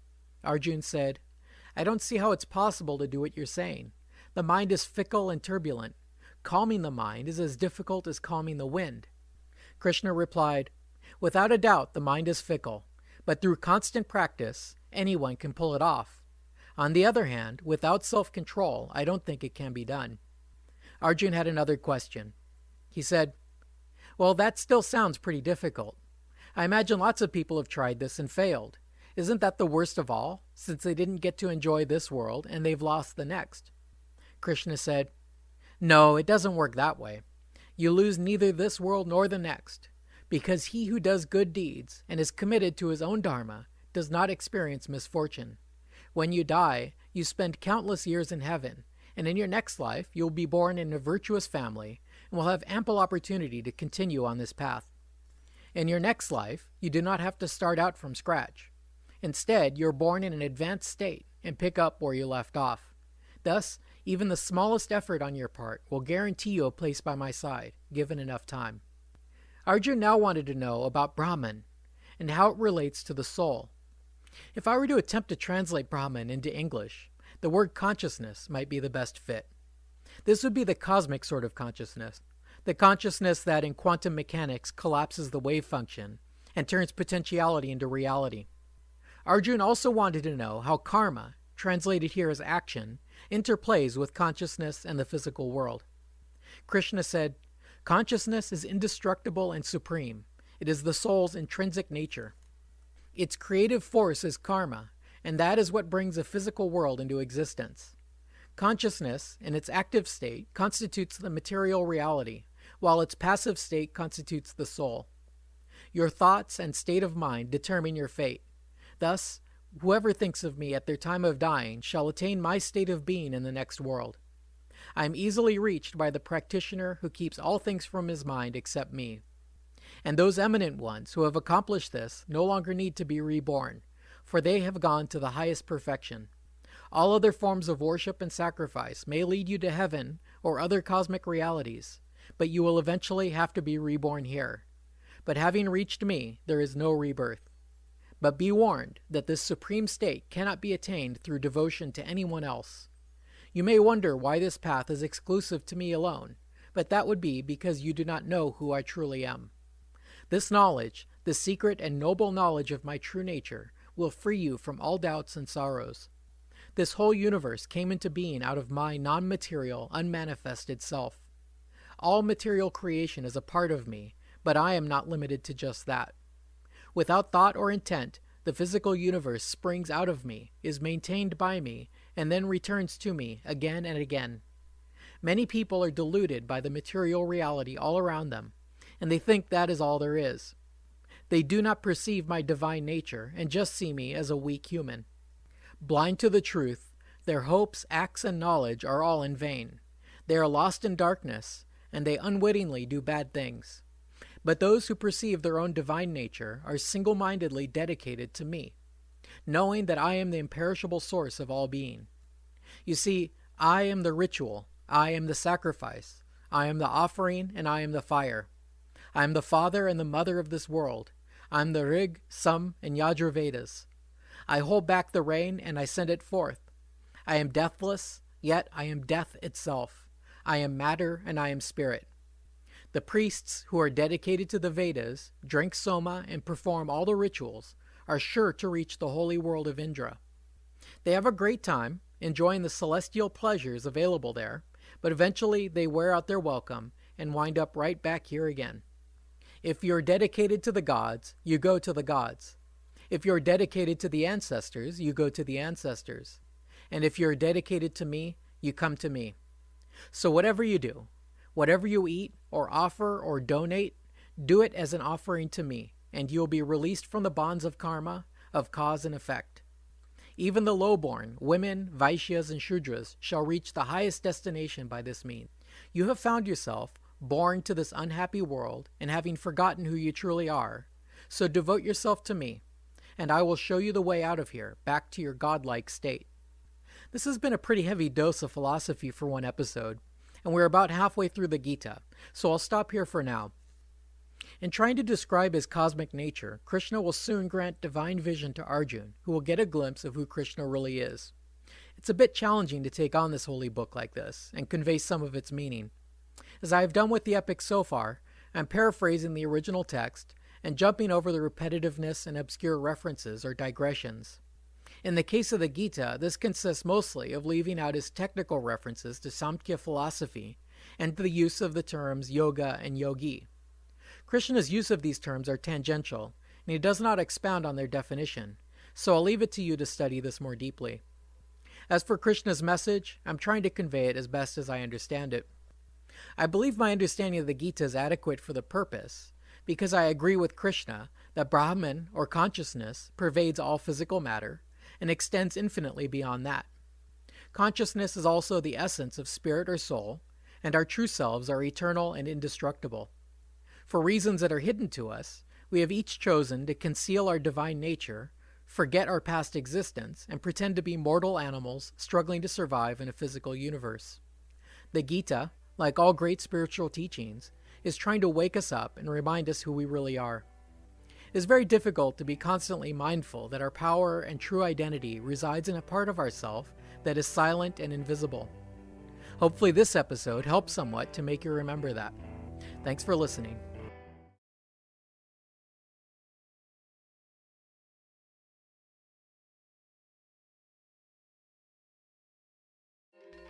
This is the Mahabharata Podcast, Episode 60, The Godhead. Last time, we began the portion of the Bhisma Parva that is called the Song of the Lord, or Bhagavad Gita. The scene is the morning of the great war at Kurukshetra. Arjun asks Krishna to drive the chariot between the two armies so he can have a good look at what they're up against. Krishna takes him before the enemy lines, and what Arjun sees are his countless kinsmen, teachers, and friends, all lined up to fight him and his brothers, to kill or be killed. At this moment, it becomes crystal clear that the Pandavas' victory will necessarily rest on the corpses of the flower of Indian chivalry. Furthermore, there's a clear contradiction in Arjun's dharma. His born duty is to defend his brother's rights, in battle if need be. But all humans have an ancient duty to obey and defend their elders, teachers, clansmen, and friends. Now, to defend his brother's rights and establish justice, which is Arjun's dharma, he must kill his gurus and his elders, which is obviously taboo. Thus, Arjun is confronted with the conflict on two levels. Ethically, he has a duty to execute this war and to win it. But in order to do that, he will murder his teachers and kinsmen. Dharma and ethics aside, Arjun must kill the people whom he loves and respects the most in the world. He simply cannot bring himself to do it. How can he lift his arm to strike Bhisma, the man who had raised and mentored him like a father? The conflict cannot be reconciled. Better to be killed or run away than to go forward with this odious task. Dropping his bow, Arjun sits on the bottom of the chariot, unable to fight. Fortunately, Arjun has the best possible advisor to show the way out of this dilemma. Still, it is no easy task. So far, Krishna has shown us the illusory nature of what we call reality. He has given us an idea of what reality is, and outlined a meditation technique whereby we might come to ultimate understanding and eternal salvation. The question he has not addressed so far is why should Arjun go forward with this at all? If this world is unreal, then what is the point in doing anything at all? What does it matter if Arjun refuses to fight? So what if he is forever scorned and ridiculed? Scorn and ridicule don't exist. But don't worry, Krishna will answer this question too. But first, we should understand better who Krishna really is and how we can know him. Krishna said, "None of the gods nor the sages know of my origin, because I am the source of the gods and sages. Whoever knows me as unborn, eternal, and Lord of the universe is rid of delusion and freed from all evil. Those who are devoted to me and dedicate their actions to me are always contented and happy." Arjun said, "I don't doubt you, but please describe your many manifestations by which you exist in the world. On what objects should I meditate?" Krishna answered, "Well, I'll tell you my main manifestations, since there is no end to all of them. I am the soul that rests in the heart of all beings. I am the beginning, the middle, and the end. Of the sons of Aditi, I am Vishnu. Of lights, I am the sun. Of the gods, I am Indra. Of the senses, I am the mind. I am death that takes everyone and the source of what is yet to come. Nothing can exist without me. Whoever possesses splendor, glory, or might is made from a spark of my brilliance. But what's the point of going over all this? I support the universe with a part of myself, yet here I am with you." Arjun said, "Wow, man, you're really amazing. I don't suppose you might show me a peek at what you really look like. I bet it's pretty cool. Come on, let's see it." Krishna said, "Very well then. This will be too much for your mortal eyes, so I will give you divine vision. Behold my majestic power." Krishna showed Arjun his supreme majestic form. Shining with the light of 1,000 suns, Arjun Dhananjaya saw the entire universe contained in the body of the God of gods. Filled with amazement, Arjun joined his hands together, bowed his head to the god, and said, "I see all the gods in your body, among many other beings. I see you on all sides, infinite in form. I can't see where you begin or end. I see you with your diadem, mace, and disc, shining too brightly to look at, unfathomable. I see you with the moon and sun for your eyes, and blazing fire for your mouth, scorching the universe with your splendor. The space between heaven and earth is filled with only you. And I can see those sons of Dhritarashtra, and all these armies, and Bhisma and Drona, and that son of Asuta, and all our best fighters, all rushing into your gaping maw like a flood torrent. I can see some are stuck in your teeth with their heads smashed. These heroes of the world are all rushing into your fiery mouth like rivers pouring into the sea. They are all rushing impatiently to their doom. Have mercy. What the hell is going on? Please explain this. I don't understand what you're doing." Lord Krishna replied, "I am time, the destroyer of worlds. These warriors are fully ripened, and I am here to bring in the harvest. With or without you, these armies will soon be no more, so don't worry about that. Just get up and do your part. Conquer your enemies, and enjoy the spoils of victory. Leave the rest to me. This war and their doom were all ordained by me long ago. They shall all perish, and you will be my instrument. Drona, Bhishma, Jayadratha, and Karna too are also my instruments. Kill them, for I have already slain them. So don't hesitate, just get up and fight. You will soon conquer your rivals in battle." Having witnessed this stupendous vision of his friend's original form, Arjun could not stop trembling. He bowed down again and again, paying homage to the Lord. Arjun said, "Oh my God, I can't believe I never saw this before. Now it seems so obvious. I've been palling around with the ultimate Lord of the universe. You should be revered by all people at all times. I can't believe that I used to treat you just like some dude. I cringe to think I used to joke with you and consider you my equal. I feel so stupid. Please forgive me. Oh, and could you also please revert back to your mortal form? Seeing your divine nature is beginning to freak me out." Obligingly, Krishna resumed his mortal appearance, which is all anyone else could see. He explained, "Because you are my pal, I let you see my supreme form. No mortal has ever seen me like this before. No human can see me like that except you. Not even the hardcore priests and sadhus can attain that vision and remain alive. So calm down. It's just me, your old buddy Krishna." Arjun relaxed a bit, now that Krishna was back in his human body and smiling down at him. Krishna went on, "That was just a special sneak peek at what I really look like. When you come into my presence by the normal route, I assure you it's not so scary." Arjun asked, "Well then, what is the best method for getting to know you?" Krishna replied, "There is not just one way of getting there. The best way is to keep your mind fixated on me at all times, with constant discipline and supreme faith. Fix your mind on me only. Let your understanding settle on me, and you will dwell in me alone. But if you have trouble focusing your mind like that, then try using normal yoga to help your concentration. And if you're having a hard time keeping that up, then dedicate all your actions to me, and you will attain perfection by your actions. If even that proves difficult, then be sure to practice meditation and let go of your attachments to outcomes. Faithfully stick to your dharma and leave the rest up to me. Remember, knowing is better than thinking. Meditation surpasses knowing, and the relinquishment of attachment is superior to meditation. Without attachments, you'll find peace. He who sees that consciousness abides in all things and survives death can truly see. He who sees this unity underlying all beings and all things becomes himself united with Brahman. Your true self is imperishable and eternal. Although it dwells in the body, it does not act, nor is it tainted by your actions. Krishna then went on to expound on the forces that seduce the soul into a fascination with the illusory world we call reality. These forces are called sattva, rajas, and tamas. Like the terms Sankhya and yoga, he does not provide any specific definitions for these terms. So once again, I'll leave it to you to study this more deeply and try to find your own understanding. Suffice it to say that these three terms, known collectively as gunas, are the forces that bind the soul to physicality. Sattva represents our attraction to learning and happiness. Rajas is the passion that keeps us involved in the world. And tamas powers our crude, low-level impulses. Tamas drives our search for comforts and bodily satisfaction. Every creature possesses some combination of these three inclinations, and you may know people who have a particular inclination toward just one of them. While all three gunas play off attachment and lead to further attachments, the influence of sattva is clearly preferable to a life dominated by passion or indolence. Nevertheless, all three inevitably lead to rebirth.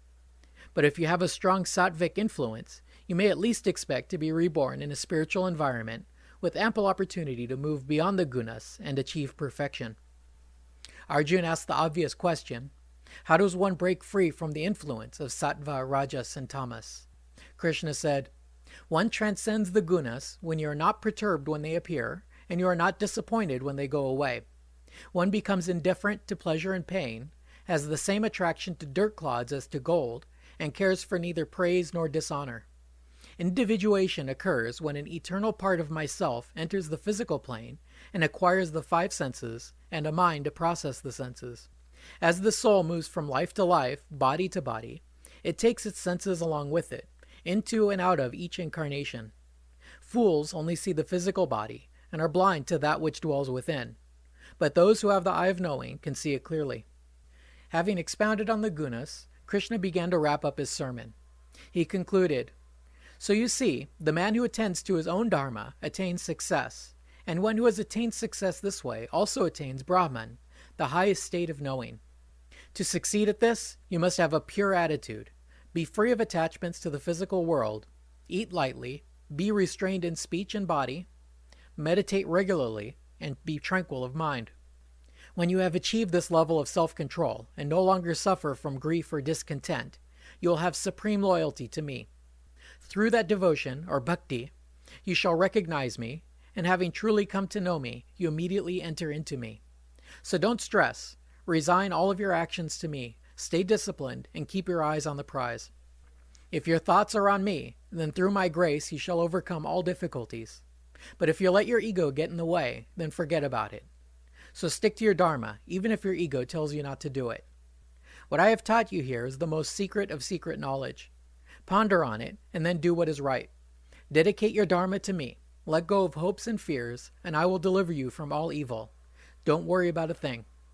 Be sure to keep this teaching away from the undisciplined, or those who lack loyalty or attentiveness. Rather, teach this to those who revere me, and you will undoubtedly come to me, because nothing could please me more than for you to spread the word among the virtuous. Whoever studies this dialogue will have offered me a sacrifice of knowledge, and the faithful who listen to this will be freed and attain the glorious realms. Helping Arjun back on his feet, Krishna asked his friend, so, have you paid attention to my advice? Has your ignorant delusion been dispelled? Arjun replied, through your grace, my confusion has been banished. My doubts are gone, and I am ready. Let's do this. Arjun Dhananjaya then stood up, bow in hand, and slung his inexhaustible quiver over his shoulder. The warriors on both sides began cheering and blowing on their horns. It looked like, finally, the action was about to begin. In the sky, the gods and rishis, led by Indra, took out their folding chairs and beer coolers and settled down to watch the contest. That's all for now. Finally, the battle is about to begin, but there's still one more formality that must take place. Yudhishthira is the master of Dharma, so he'll know what to do. In any case, I promise next time we'll get to some bloodshed, okay? Thanks for listening.